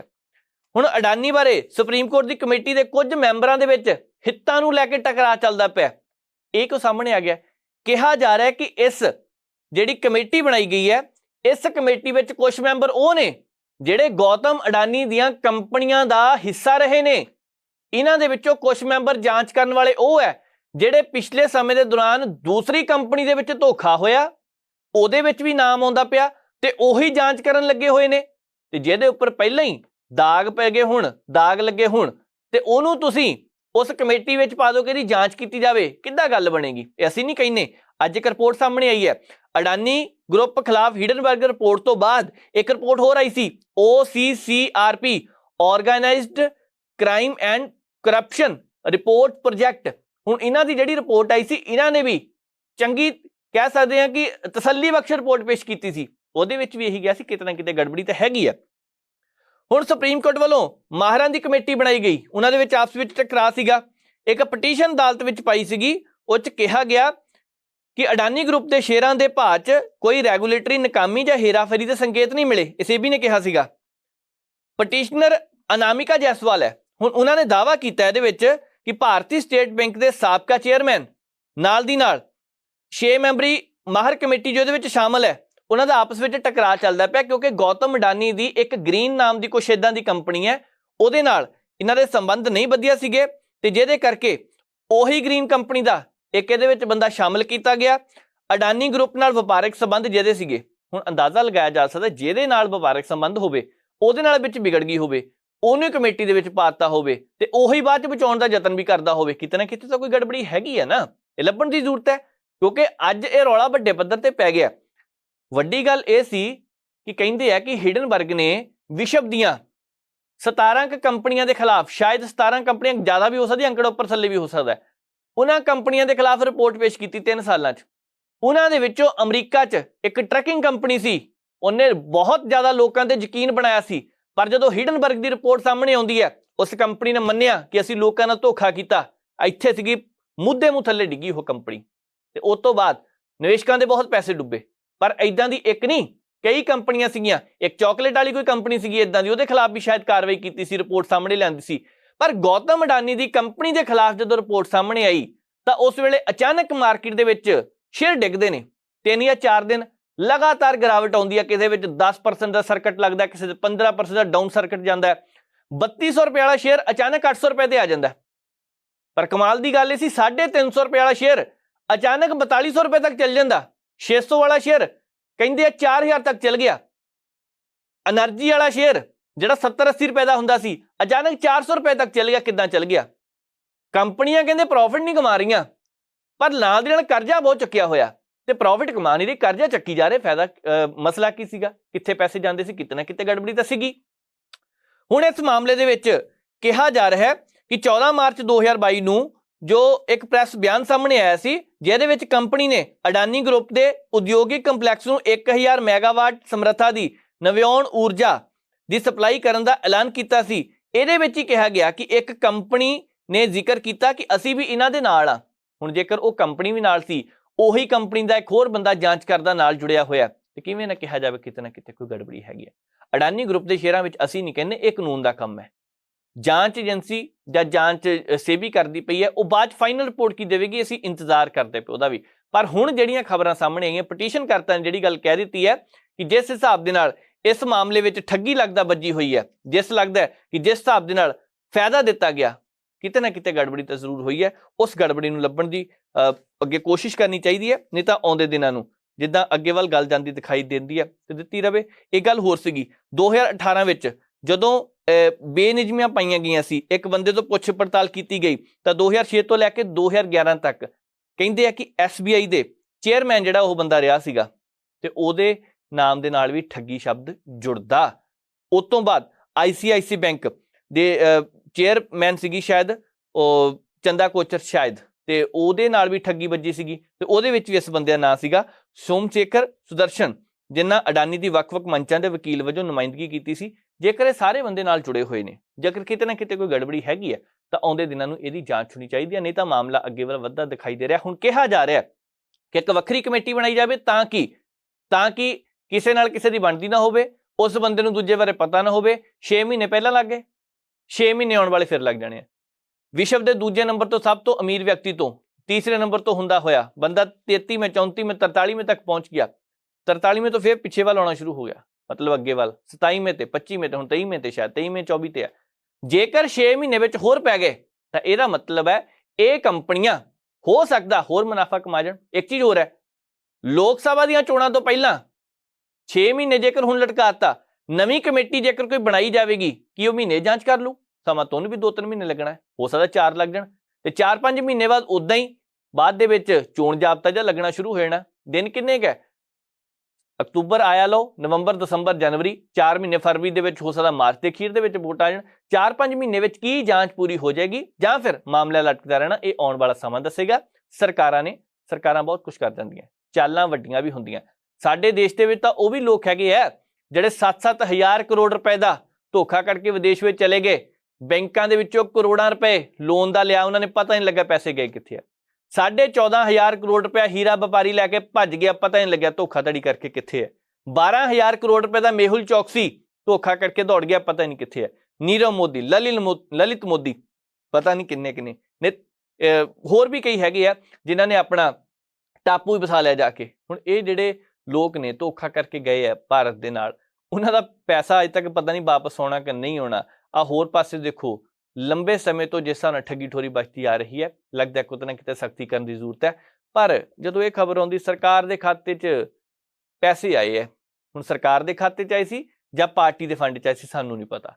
ਕੋਈ ਕਹਿੰਦਾ 7,000 ਕਰੋੜ ਰੁਪਇਆ ਭਾਜਪਾ ਨੂੰ ਆਇਆ, ਕੋਈ ਕਹਿੰਦਾ ਜੀ ਰਾਜਨੀਤਿਕ ਪਾਰਟੀ ਕਾਂਗਰਸ ਹੈ, ਇਹਨਾਂ ਨੂੰ ਕਿਹੜੇ ਨਹੀਂ ਆਏ, ਇਹਨਾਂ ਨੂੰ ਵੀ ਤਾਂ 1200 ਕਰੋੜ ਆਇਆ ਹੀ ਹੈ। ਕੋਈ ਕਹਿੰਦਾ ਜੀ TMC ਨੂੰ ਵੀ ਤਾਂ ਆਏ ਹੈ ਕਰੋੜਾਂ ਰੁਪਏ। ਕੋਈ ਕਹਿੰਦਾ ਪਿਆ ਜੀ ਸਾਰੀਆਂ ਰਾਜਨੀਤਿਕ ਪਾਰਟੀਆਂ ਨੂੰ ਆਇਆ, BSP ਨੂੰ ਵੀ ਤਾਂ ਆਉਂਦੇ ਆ, ਇਹ 'ਚ ਕੋਈ ਸ਼ੱਕ ਨਹੀਂ। ਪਰ ਉਹ ਸਰਕਾਰ ਦੇ ਖਾਤੇ 'ਚ ਆਉਂਦੇ ਆ, ਪਾਰਟੀ ਦੇ ਹੱਕ 'ਚ ਆਉਂਦੇ ਆ, ਕਿਹੜੇ ਪੈਸੇ ਹੁੰਦੇ, ਚੰਦੇ ਦੇ ਰੂਪ 'ਚ ਆਉਂਦੇ ਆ, ਅੱਜ ਤੱਕ ਪਤਾ ਨਹੀਂ ਲੱਗ ਸਕਿਆ। ਪਰ ਹਾਂ, ਕੌਣ ਭੇਜਦਾ ਇਹ ਵੀ ਨਹੀਂ ਪਤਾ। ਦੇਖਦੇ ਹਾਂ ਕਿੱਦਾਂ ਗੱਲ ਬਣਦੀ ਹੈ ਅੱਗੇ ਵੱਧਦੇ ਹਾਂ। ਗੱਲ ਕਰਨੀ ਆ ਵਿਦੇਸ਼ੀ ਕਰਜ਼ੇ ਦੀ। ਭਾਰਤ ਦੇ ਸਿਰ ਵਿਦੇਸ਼ੀ ਕਰਜ਼ਾ, ਕੱਲ ਦੀ ਇੱਕ ਰਿਪੋਰਟ ਆਈ ਹੈ, ਥੋੜਾ ਜਿਹਾ ਘਟਿਆ ਕਹਿੰਦੇ। ਕਿੰਨਾ ਕੁ ਸਹੀ ਹੈ ਕਿੰਨਾ ਕੁ ਨਹੀਂ, ਰਿਪੋਰਟਾਂ ਦੀ ਫਾਈਨਲਾਈਜੇਸ਼ਨ 1 ਸਾਲ ਦੇ ਬਾਅਦ ਜੇ ਹੋਣੀ ਹੈ। ਪਰ ਕੇਂਦਰੀ ਬਜਟ ਵਿੱਚ ਵਿਦੇਸ਼ੀ ਕਰਜ਼ਾ 2 ਲੱਖ ਕਰੋੜ ਰੁਪਏ ਘੱਟ ਦਿਖਾਇਆ ਗਿਆ। ਇਹ ਕੈਗ ਦੀ ਇੱਕ ਰਿਪੋਰਟ ਸਾਹਮਣੇ ਆਈ ਹੈ, ਕੰਪਟਰੋਲਰ ਐਂਡ ਆਡਿਟ ਜਨਰਲ ਦੀ ਇਹ ਰਿਪੋਰਟ। ਇਹਦੇ ਵਿੱਚ ਇਹ ਗੱਲ ਕਹੀ ਗਈ ਹੈ ਕਿ ਜਿਹੜਾ ਕੇਂਦਰੀ ਬਜਟ ਇਸ ਵਾਰ ਆਇਆ, ਉਹਦੇ ਵਿੱਚ ਭਾਰਤ ਦੇ ਸਿਰ ਜਿਹੜਾ ਵਿਦੇਸ਼ੀ ਕਰਜ਼ਾ ਉਹ ਘੱਟ ਦਿਖਾਇਆ ਗਿਆ। ਇਹ ਕਿਉਂ ਘੱਟ ਦਿਖਾਇਆ ਗਿਆ? ਇਹ ਰੌਲਾ ਅੱਜ ਨਹੀਂ, ਇਹ ਪਿਛਲੀ ਵਾਰੀ ਵੀ ਪਿਆ ਸੀ, 1 ਸਾਲ ਪਹਿਲਾਂ ਵੀ ਰੌਲਾ ਪਿਆ ਸੀ, ਪਰ ਉਦੋਂ ਦਬਾ ਦਿੱਤੀ ਗਈ ਗੱਲ, ਕਿਉਂਕਿ ਉਸ ਵੇਲੇ ਹੋ ਸਕਦਾ ਕਿ ਹਾਲਾਤ ਮੁਨਾਸਿਬ ਜਿਹੇ ਨਾ ਹੋਣ, ਇਸ ਕਰਕੇ ਇਸ ਗੱਲ ਨੂੰ ਦਬਾ ਦਿੱਤਾ ਗਿਆ। ਪਰ ਇਹ ਗੱਲਾਂ ਬਹੁਤਾ ਸਮਾਂ ਦੱਬੀਆਂ ਨਹੀਂ ਰਹਿੰਦੀਆਂ। ਭਾਰਤ ਦੇ ਵਿੱਚ ਜੇਕਰ ਜ਼ਿਕਰ ਕੀਤਾ ਜਾਵੇ ਲੰਬੇ ਸਮੇਂ ਤੋਂ ਵੱਖ-ਵੱਖ ਯੋਜਨਾਵਾਂ ਦੇ ਵਿੱਚ ਪੈਸਾ ਖਰਚ ਕੀਤਾ ਜਾਂਦਾ ਹੈ, ਕੋਈ ਸ਼ੱਕ ਨਹੀਂ। ਜਦੋਂ ਕੇਂਦਰੀ ਬਜਟ ਤਿਆਰ ਕੀਤਾ ਜਾਂਦਾ 5 ਸਾਲਾਂ ਯੋਜਨਾਵਾਂ ਦੇ ਤਹਿਤ ਕਿਹੜਾ ਪੈਸਾ ਕਿੱਥੇ ਕਿੱਦਾਂ ਤੇ ਕਿੰਨਾ ਖਰਚ ਕਰਨਾ ਇਹਦੀ ਪਲੈਨਿੰਗ ਕੀਤੀ ਜਾਂਦੀ ਹੈ। ਪਰ ਇਸ ਪਲੈਨਿੰਗ ਦੇ ਵਿੱਚ ਇਹ ਵੀ ਹੁੰਦਾ ਕਿ ਸਾਡੇ ਆਯਾਤ ਕਿੰਨੇ ਹੋਣੇ ਆ, ਸਾਡੇ ਨਿਰਯਾਤ ਕਿੰਨੇ ਹੋਣੇ ਆ, ਅਸੀਂ ਵਿਦੇਸ਼ਾਂ ਨੂੰ ਕਿੰਨਾ ਕੁ ਮਾਲ ਭੇਜਣਾ, ਅਸੀਂ ਵਿਦੇਸ਼ਾਂ ਤੋਂ ਮੰਗਵਾਉਣਾ ਕਿੰਨਾ ਕੁ, ਅਸੀਂ ਕਿੰਨਾ ਕੁ ਕਰਜ਼ ਵਿਦੇਸ਼ਾਂ ਦੇ ਵਿੱਚੋਂ ਲੈਣਾ ਤਾਂ ਕਿ ਸਾਨੂੰ ਫਾਇਦਾ ਰਵੇ, ਤਾਂ ਕਿ ਸਾਡੇ ਤੇ ਕਿਸੇ ਤਰ੍ਹਾਂ ਦੀ ਕੋਈ ਸਮੱਸਿਆ ਨਾ ਆਵੇ। ਇਸ ਵੇਲੇ ਭਾਰਤ ਦੇਸ਼ ਅੱਗੇ ਵੱਲ ਵੱਧਦਾ ਦਿਖਾਈ ਦੇ ਰਿਹਾ, ਇਹਦੇ ਵਿੱਚ ਕੋਈ ਸ਼ੱਕ ਨਹੀਂ। ਦੇਸ਼ ਦੀ ਇਕਨੋਮੀ 'ਚ ਪਿਛਲੇ ਸਾਲਾਂ ਦੇ ਮੁਕਾਬਲੇ ਥੋੜਾ ਜਿਹਾ ਵਾਧਾ ਦਰਜ ਕੀਤਾ ਗਿਆ। ਮਹਿੰਗਾਈ ਦਰ ਇਸ ਮਹੀਨੇ ਆ ਕੇ ਥੋੜੀ ਜਿਹੀ ਘਟੀ ਆ, ਕਹਿੰਦੇ ਪਏ ਆ, ਚੰਗੀ ਗੱਲ ਹੈ। ਜੇਕਰ ਇਹ ਸਾਲਾਨਾ ਰਹੇ ਤਾਂ ਚੰਗੀ ਗੱਲ ਹੈ। ਪਰ ਜਦੋਂ ਇਹ ਕਿਹਾ ਜਾਵੇ ਕੇਂਦਰੀ ਬਜਟ ਵਿੱਚ ਵਿਦੇਸ਼ੀ ਕਰਜ਼ਾ ਘੱਟ ਦਿਖਾਇਆ ਗਿਆ ਤੇ ਇਹਦੇ ਨਾਲ ਕਈ ਤਰ੍ਹਾਂ ਦੀਆਂ ਲੋਕਾਂ ਦੇ ਵਿੱਚ ਗੱਲਾਂ ਜਾਂਦੀਆਂ ਨੇ। ਸਰਕਾਰ ਨੂੰ ਇਹਨਾਂ ਮਾਮਲਿਆਂ ਤੇ ਸਮੇਂ-ਸਮੇਂ ਤੇ ਸਪਸ਼ਟੀਕਰਨ ਦੇਣਾ ਚਾਹੀਦਾ। ਕਿਹਾ ਤਾਂ ਇਹ ਵੀ ਜਾ ਰਿਹਾ ਕਿ 4.5 ਲੱਖ ਕਰੋੜ ਰੁਪਏ ਦਿਖਾਇਆ ਗਿਆ, ਇਹਨੂੰ 6.5 ਲੱਖ ਕਰੋੜ ਰੁਪਏ ਅਸਲ ਦੇ ਵਿੱਚ ਬਣਦਾ ਸੀਗਾ ਤੇ ਜਾਣਬੁੱਝ ਕੇ ਇਹ ਸਾਰਾ ਕੁਝ ਕੀਤਾ ਗਿਆ। ਸ਼ਾਇਦ ਜਾਣਬੁੱਝ ਕੇ ਹੋਵੇ ਪਰ ਅਸੀਂ ਪੱਕੇ ਤੌਰ ਤੇ ਦੀ ਪੁਸ਼ਟੀ ਨਹੀਂ ਕਰਦੇ। ਪਰ ਜਿਹੜਾ ਖੁਲਾਸਾ ਕੀਤਾ ਕੈਗ ਦੀ ਰਿਪੋਰਟ ਨੇ ਕੀਤਾ, ਇਹ ਬਹੁਤ ਵੱਡੀ ਰਿਪੋਰਟ ਹੈ। ਕੱਲ ਨੂੰ ਇਹਦਾ ਰੌਲਾ ਵੱਡੇ ਪੱਧਰ ਤੇ ਪੈਣਾ। ਅੱਗੇ ਵਧਦੇ ਹਾਂ, ਗੱਲ ਕਰਨੀ ਹੈ ਆਇਲਸ ਸੈਂਟਰਾਂ ਦੀ, ਕਿਉਂਕਿ ਇਸ ਵੇਲੇ ਜਿਸ ਹਿਸਾਬ ਨੂੰ ਲੈ ਕੇ ਪੰਜਾਬ ਦੇ ਵਿੱਚ ਖਬਰਾਂ ਆਈਆਂ ਨੇ ਕਿ ਬਹੁਤ ਸਾਰੇ ਆਇਲਸ ਸੈਂਟਰ ਇਸ ਤਰ੍ਹਾਂ ਦੇ ਨੇ ਜਿਹੜੇ ਵੱਡੇ ਪੱਧਰ ਤੇ ਟੈਕਸ ਚੋਰੀ ਕਰਕੇ ਕਮਾਈ ਕਰ ਰਹੇ ਆ, ਚੋਖੀ ਕਮਾਈ ਕਰ ਰਹੇ ਆ, ਐਨ ਮੋਟੀ ਰਕਮ ਬਣਾ ਕੇ ਬੈਠੇ, ਕੋਈ ਸ਼ੱਕ ਨਹੀਂ। ਬਹੁਤ ਸਾਰੇ ਆਇਲਸ ਸੈਂਟਰ ਇਸ ਤਰ੍ਹਾਂ ਦੇ ਨੇ ਜਿਹੜੇ ਬਿਨਾਂ ਲਾਇਸੈਂਸ ਤੋਂ ਚੱਲਦੇ ਪਏ ਆ, ਜਿਹਦਾ ਜਿੱਥੇ ਵੀ ਦਾ ਲੱਗਦਾ ਪਿਆ ਰੂਹ ਨਾਲ ਆਉਂਦਾ ਪਿਆ ਉਹ। ਪਰ ਲੋੜ ਹੈ ਅੱਜ ਇਸ ਚੀਜ਼ ਨੂੰ ਰੋਕਿਆ ਜਾਵੇ। ਪਿਛਲੇ ਦਿਨੀ ਜਲੰਧਰ ਵਿੱਚ ਡੀਸੀ ਸਾਹਿਬ ਦੇ ਹੁਕਮਾਂ ਤੇ ਕਾਰਵਾਈ ਹੋਈ ਹੈ। 453 ਲਾਇਸੈਂਸ ਉਹਦੇ ਵਿੱਚ ਇਮੀਗ੍ਰੇਸ਼ਨ ਵਾਲੇ ਵੀ ਸੀਗੇ, ਕੰਸਲਟੈਂਸੀ ਵਾਲੇ ਵੀ ਸੀਗੇ, ਉਹਨਾਂ ਦੇ ਰੱਦ ਕੀਤੇ ਗਏ ਲਾਇਸੈਂਸ। ਉਸ ਤੋਂ ਬਾਅਦ ਫਿਰ 300 ਤੋਂ ਵੱਧ ਫਿਰ ਸੀ ਜਿਨ੍ਹਾਂ ਦੇ ਲਾਇਸੈਂਸ ਰੱਦ ਕੀਤੇ ਗਏ। ਹੈਰਾਨੀ ਦੀ ਗੱਲ ਇਹ ਸੀ ਕਿ 700 ਜਣਾ ਜਲੰਧਰ ਦੇ ਵਿੱਚ ਹੀ ਬੈਠਾ ਸੀ। ਇਸ ਤਰ੍ਹਾਂ ਦਾ ਕਾਰਵਾਈ ਕੀਤੀ ਗਈ ਹੈ, ਕਮਾਲ ਦੀ ਗੱਲ ਹੈ। ਤੇ ਪੂਰੇ ਪੰਜਾਬ ਦੇ ਵਿੱਚ ਬਹੁਤ ਹੋਣੇ ਫਿਰ ਤਾਂ। ਹੁਣ ਇਹ ਜਿਹੜੀ ਖਬਰ ਸਾਹਮਣੇ ਆਈ ਹੈ ਕਿ 703 ਆਇਲਸ ਸੈਂਟਰ ਰਡਾਰ ਤੇ ਚੱਲਦੇ ਪਏ ਆ। ਇਹਨਾਂ ਦੇ ਵਿੱਚੋਂ ਬਹੁਤ ਸਾਰੇ ਜਲੰਧਰ, ਬਠਿੰਡਾ, ਪਟਿਆਲਾ, ਲੁਧਿਆਣਾ, ਚੰਡੀਗੜ੍ਹ, ਮੋਹਾਲੀ, ਹਾਲਾਂਕਿ ਨਵਾਂ ਸ਼ਹਿਰ, ਮੋਗਾ, ਸੰਗਰੂਰ ਇਹਨਾਂ ਥਾਵਾਂ ਤੇ ਵੀ ਬਹੁਤ ਨੇ। ਹੁਸ਼ਿਆਰਪੁਰ ਦੇ ਵਿੱਚ ਵੀ ਵੱਡੀ ਗਿਣਤੀ 'ਚ ਹੈਗੇ ਆ, ਪਰ ਨਹੀਂ, ਅਜੇ ਤੱਕ 700 ਜਿਹੜੇ 3 ਆਇਲਸ ਸੈਂਟਰ ਹੈ ਇਹਨਾਂ ਦੇ ਉੱਪਰ ਕਾਰਵਾਈ ਕਰਨ ਦੀ ਤਿਆਰੀ ਕੀਤੀ ਜਾ ਰਹੀ ਹੈ। ਕਹਿੰਦੇ ਹੁੰਦਾ ਕੀ ਹੈ, ਬਹੁਤ ਸਾਰੇ ਨੌਜਵਾਨ ਠੱਗੀ ਦਾ ਸ਼ਿਕਾਰ ਹੋ ਜਾਂਦੇ, ਕੋਈ ਸ਼ੱਕ ਨਹੀਂ, ਕੁੜੀਆਂ ਮੁੰਡੇ ਹੋ ਜਾਂਦੇ ਆ। ਅਸੀਂ 3-4 ਦਿਨ ਪਹਿਲਾਂ ਰਿਪੋਰਟਾਂ ਦੇਖੀਆਂ, ਵਿਦੇਸ਼ ਦੇ ਵਿੱਚੋਂ ਇੱਕ ਨੌਜਵਾਨ ਆਇਆ, ਹੁਣ ਆ ਕੇ ਉਹਨੇ ਆਤਮ ਹੱਤਿਆ ਕਰ ਲਈ। ਏਅਰਪੋਰਟ ਤੇ ਬਾਹਰ ਆ ਕੇ ਆਤਮ ਹੱਤਿਆ ਕਰ ਲਈ। ਕੀ ਕਾਰਨ ਸੀਗਾ? ਉਹ ਕਹਿੰਦਾ ਮੈਂ ਗਿਆ ਸੀਗਾ 6 ਮਹੀਨੇ ਲਈ, 9 ਮਹੀਨੇ ਲਈ ਸ਼ਰਤ ਕਿਹਾ ਸੀ ਮੈਨੂੰ ਬਾਹਰ ਜਾਣ ਲਈ, ਪਰ ਇਹਨਾਂ ਨੇ 3 ਮਹੀਨੇ ਦਾ ਵੀਜ਼ਾ ਦਿੱਤਾ। ਉਹ ਵੀਜ਼ਾ ਖਤਮ ਹੋ ਗਿਆ, ਵਿਜ਼ਟਰ ਵੀਜ਼ਾ ਦਿੱਤਾ ਸੀਗਾ, ਉਹ ਵਾਪਸ ਆਇਆ, ਉਹਨੂੰ ਆਤਮ ਹੱਤਿਆ ਕਰ ਲਈ। ਚਲੋ ਲੋਕ ਇਦਾਂ ਦੇ ਕਦਮ ਚੁੱਕ ਲੈਂਦੇ, ਨਹੀਂ ਚੁੱਕਣੇ ਚਾਹੀਦੇ। ਜ਼ਿੰਦਗੀ ਹਾਰ ਦਾ ਨਾਮ ਨਹੀਂ, ਹਾਰਨਾ ਨਹੀਂ ਚਾਹੀਦਾ। ਪਰ ਹਾਲਾਤ ਇਦਾਂ ਦੇ ਬਣ ਗਏ ਸੀ ਉਹਦੇ ਲਈ। ਲੱਖਾਂ ਰੁਪਏ ਖਰਚ ਕੇ ਜਿਹਦੇ ਮਾਪਿਆਂ ਨੇ ਬਾਹਰ ਭੇਜਿਆ, ਏਜੰਟਾਂ ਦੀ ਧੋਖਾਧੜੀ ਦਾ ਸ਼ਿਕਾਰ ਹੋ ਕੇ ਵਾਪਸ ਆਉਂਦਾ, ਇਸ ਤਰ੍ਹਾਂ ਦਾ ਕਦਮ ਚੁੱਕ ਲੈਂਦਾ। ਤੇ ਬਹੁਤ ਸਾਰੇ ਲੋਕ ਇਸ ਤਰ੍ਹਾਂ ਦੇ ਨੇ ਜਿਹੜੇ ਅਜੇ ਵੀ ਏਜੰਟਾਂ ਦੀ ਠੱਗੀ ਦਾ ਸ਼ਿਕਾਰ ਹੋ ਕੇ ਬੈਠੇ ਆ, ਜਿਹੜੇ ਧੋਖੇ ਦਾ ਸ਼ਿਕਾਰ ਹੋ ਕੇ ਬੈਠੇ ਆ। ਕੱਲ ਹੀ ਇੱਕ ਖਬਰ ਆਈ, 26 ਲੱਖ ਰੁਪਈਆ ਦੇ ਕੇ ਅਮਰੀਕਾ ਜਾਣਾ ਸੀ, 15 ਲੱਖ ਰੁਪਈਆ ਪਹਿਲਾਂ ਦੇ ਦਿੱਤਾ, ਬਾਕੀ ਦੇਣੇ ਸੀ ਤੇ 15 ਲੱਖ ਹੋਰ ਮੰਗੇ ਜਾ ਰਹੇ ਸੀਗੇ। ਪੁਲਿਸ ਨੂੰ ਕੰਪਲੇਂਟ ਕੀਤੀ, ਹੁਣ ਉਹ ਕਹਿੰਦੇ ਜੀ ਏਜੰਟ ਹੀ ਪਤਾ ਲੱਗਦਾ ਨਹੀਂ ਪਿਆ ਕਿੱਥੇ ਦਾ। ਅੱਜ ਕੱਲ ਇਹ ਕੰਮ ਮੋਬਾਈਲਾਂ ਤੇ ਵੀ ਚੱਲਦਾ। ਕਈਆਂ ਨੇ ਪਿਛਲੀ ਵਾਰੀ ਇਹ ਖਬਰ ਸਾਹਮਣੇ ਆਈ ਸੀ, ਦੁਬਈ ਜਾਣਾ ਸੀ ਕਿਸੇ ਨੇ, ਅਖੇ ਜੀ ਇੰਟਰਵਿਊ ਮੋਬਾਈਲ ਤੇ ਹੁੰਦੀ ਪਈ ਹੈ, ਪੈਸੇ ਵੀ ਕਹਿੰਦੇ ਫੋਨ ਤੇ ਪਾ ਦਿਓ ਸਾਰਾ ਕੁਝ, ਤੇ ਬਾਅਦ ਦੇ ਵਿੱਚ ਸੰਪਰਕ ਕਰ ਦਿਓ, ਵੀਜ਼ਾ ਭੇਜ ਦਿੰਦੇ, ਨਕਲੀ ਜਿਹਾ ਹੁੰਦਾ। ਫਿਰ ਕਹਿੰਦੇ ਸਾਡੇ ਨਾਲ 10,000 ਦੀ ਠੱਗੀ ਵੱਜ ਗਈ, ਕੋਈ ਕਹਿੰਦਾ 20,000 ਦੀ ਵੱਜ ਗਈ। ਲੋਕਾਂ ਨੂੰ ਵੀ ਥੋੜਾ ਸਮਝਣਾ ਚਾਹੀਦਾ। ਪਰ ਇਹ ਕੇਸ ਹੋਰ ਹੈ, 703 ਆਇਲਸ ਸੈਂਟਰ ਹਰ ਸਾਲ 50 ਲੱਖ ਰੁਪਏ ਤੋਂ ਲੈ ਕੇ 3 ਕਰੋੜ ਰੁਪਏ ਤੱਕ ਦਾ ਟੈਕਸ ਬਚਾ ਰਹੇ ਨੇ। ਹੁਣ ਇਹ ਛੋਟੀ ਗੱਲ ਨਹੀਂ ਗੀ, 50 ਲੱਖ ਤੋਂ ਲੈ ਕੇ 3 ਕਰੋੜ ਰੁਪਏ ਦਾ ਸਰਕਾਰ ਦੇ ਖਜ਼ਾਨੇ ਨੂੰ ਕਿੰਨਾ ਚੂਨਾ ਲੱਗਦਾ, ਇਹ ਦੇਖਣ ਵਾਲੀ ਗੱਲ ਹੈ। ਸਰਕਾਰ ਦਾ ਖਜ਼ਾਨਾ ਵੈਸੇ ਖਾਲੀ ਤਾਂ ਨਹੀਂ ਗਾ। ਮੁੱਖ ਮੰਤਰੀ ਭਗਵੰਤ ਮਾਨ ਸਾਹਿਬ ਕਹਿੰਦੇ ਸੀਗੇ ਕਿ ਖਜ਼ਾਨੇ ਕਦੀ ਖਾਲੀ ਨਹੀਂ ਹੁੰਦੇ, ਤੇ ਮਨਪ੍ਰੀਤ ਸਿੰਘ ਬਾਦਲ ਕਹਿੰਦੇ ਹੁੰਦੇ ਖਜ਼ਾਨਾ ਹੀ ਖਾਲੀ ਹੈ ਹਰ ਵਾਰ ਜਦੋਂ ਵੀ ਉਹਨਾਂ ਨੂੰ ਕੁਝ ਯੋਜਨਾਵਾਂ ਪੁੱਛਦੇ ਸੀਗੇ। ਪਰ 50 ਲੱਖ ਤੋਂ ਲੈ ਕੇ 3 ਕਰੋੜ ਰੁਪਏ ਤੱਕ ਚੋਰੀ ਕਰਨ ਨੂੰ ਲੈ ਕੇ ਇਹਦੀ ਜਾਂਚ ਹੋਣੀ ਚਾਹੀਦੀ ਹੈ। ਕਹਿੰਦੇ ਜਾਂਚ ਤੇਜ਼ ਕੀਤੀ ਜਾ ਰਹੀ ਹੈ। ਵੱਡੇ ਪੱਧਰ ਤੇ ਮੋਹਾਲੀ, ਅੰਮ੍ਰਿਤਸਰ ਤੇ ਜਲੰਧਰ ਦੇ ਵਿੱਚ ਰੇਡ ਪਈ ਹੈ। ਇਹਦੀਆਂ ਖਬਰਾਂ ਸਾਹਮਣੇ ਆਈਆਂ, ਰਡਾਰ ਤੇ ਚੱਲਦਾ ਪਿਆ ਕੰਮ, ਆਉਂਦੇ ਦਿਨਾਂ ਨੂੰ ਕਾਰਵਾਈ ਹੋ ਸਕਦੀ ਹੈ। ਦੂਸਰੇ ਪਾਸੇ ਦੇਖੋ, ਵਿਦੇਸ਼ ਦੇ ਵਿੱਚ ਬੱਚੇ ਜਾਂਦੇ ਆ, ਲੱਖਾਂ ਰੁਪਏ ਖਰਚ ਕੇ ਜਾਂਦੇ ਆ। ਪਿਛਲੇ ਦਿਨ ਹੀ ਖਬਰ ਸਾਹਮਣੇ ਆਈ ਸੀ, ਪ੍ਰਾਈਮ ਏਸ਼ੀਆ ਟੀਵੀ ਤੇ ਇੱਕ ਪ੍ਰੋਗਰਾਮ ਸੀਗਾ, ਕਿ ਫੀਸ ਦੇ ਉੱਪਰ 20% ਟੈਕਸ ਲਗਾਉਣ ਦੀ ਤਿਆਰੀ ਕੀਤੀ ਜਾ ਰਹੀ ਹੈ। ਨੁਕਸਾਨ ਕਿਹਨੂੰ ਹੋਣਾ?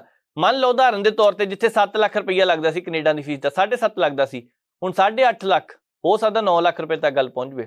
8.5 ਲੱਖ ਤਾਂ ਪੱਕਾ 1 ਲੱਖ ਰੁਪਏ ਉੱਪਰ ਪੈ ਸਕਦਾ, 20% ਦੇ ਹਿਸਾਬ ਨਾਲ ਲੱਗ ਕੇ ਦੇਖ ਲਓ ਬਣ ਹੀ ਜਾਣੇ। ਹੁਣ ਇਹ ਜਿਹੜੀ ਰਕਮ ਆ ਕਿਹਨੂੰ ਜਾਣੀ ਹੈ? ਸਰਕਾਰ ਨੂੰ, ਸਿੱਧੀ ਖਜ਼ਾਨੇ ਦੇ ਵਿੱਚ ਜਾਣੀ ਹੈ। ਕਿਉਂ ਜਾਣੀ ਹੈ? ਕਿਉਂਕਿ ਤਰੀਕਾ ਲੱਭਿਆ ਗਿਆ, ਇੱਕ ਵਧੀਆ ਤਰੀਕਾ, ਬਿਨਾਂ ਕੁਛ ਕੀਤੇ, ਕੋਈ ਹੱਥ ਪੈਰ ਮੈਲੇ ਨਹੀਂ ਹੋਣੇ, ਕੋਈ ਤਰੀਕੇ ਕਿਸੇ ਤਰ੍ਹਾਂ ਦੀ ਕੋਈ ਵੀ ਖੇਚਲ ਕਰਨ ਦੀ ਜ਼ਰੂਰਤ ਨਹੀਂ, ਸਿੱਧਾ ਟੈਕਸ ਲਗਾਓ, ਖਜ਼ਾਨੇ 'ਚ ਪੈਸੇ ਪਾਓ, ਸਰਕਾਰ ਦਾ ਖਜ਼ਾਨਾ ਤਾਂ ਭਰ ਗਿਆ। ਇਸੇ ਤਰ੍ਹਾਂ ਜਦੋਂ ਕ੍ਰਿਪਟੋ ਕਰੰਸੀ ਦਾ ਰੌਲਾ ਸੀਗਾ, ਇਹਨੇ ਦੇਖਿਆ ਕਿ ਕ੍ਰਿਪਟੋ ਕਰੰਸੀ ਬਹੁਤ ਤੇਜ਼ ਹੁੰਦੀ ਜਾ ਰਹੀ ਹੈ, ਭਾਰਤ ਦੇ ਲੋਕਾਂ ਵਿੱਚ ਕਰੇਜ਼ ਵੱਧਦਾ ਜਾ ਰਿਹਾ। ਹਾਲਾਂਕਿ ਅਸੀਂ ਕਦੇ ਵੀ ਨਹੀਂ ਕਿਹਾ ਕਿ ਕ੍ਰਿਪਟੋ ਕਰੰਸੀ ਦੇ ਵਿੱਚ ਤੁਸੀਂ ਕੁਝ ਕਰੋ, ਪਰ ਮਸਲਾ ਇਹ ਸੀਗਾ ਸਰਕਾਰ ਨੇ ਉੱਤੇ ਟੈਕਸ ਲਗਾਤਾ, ਸ਼ਾਇਦ 35 ਤੋਂ 40% ਟੈਕਸ ਲੱਗਾ ਸੀਗਾ।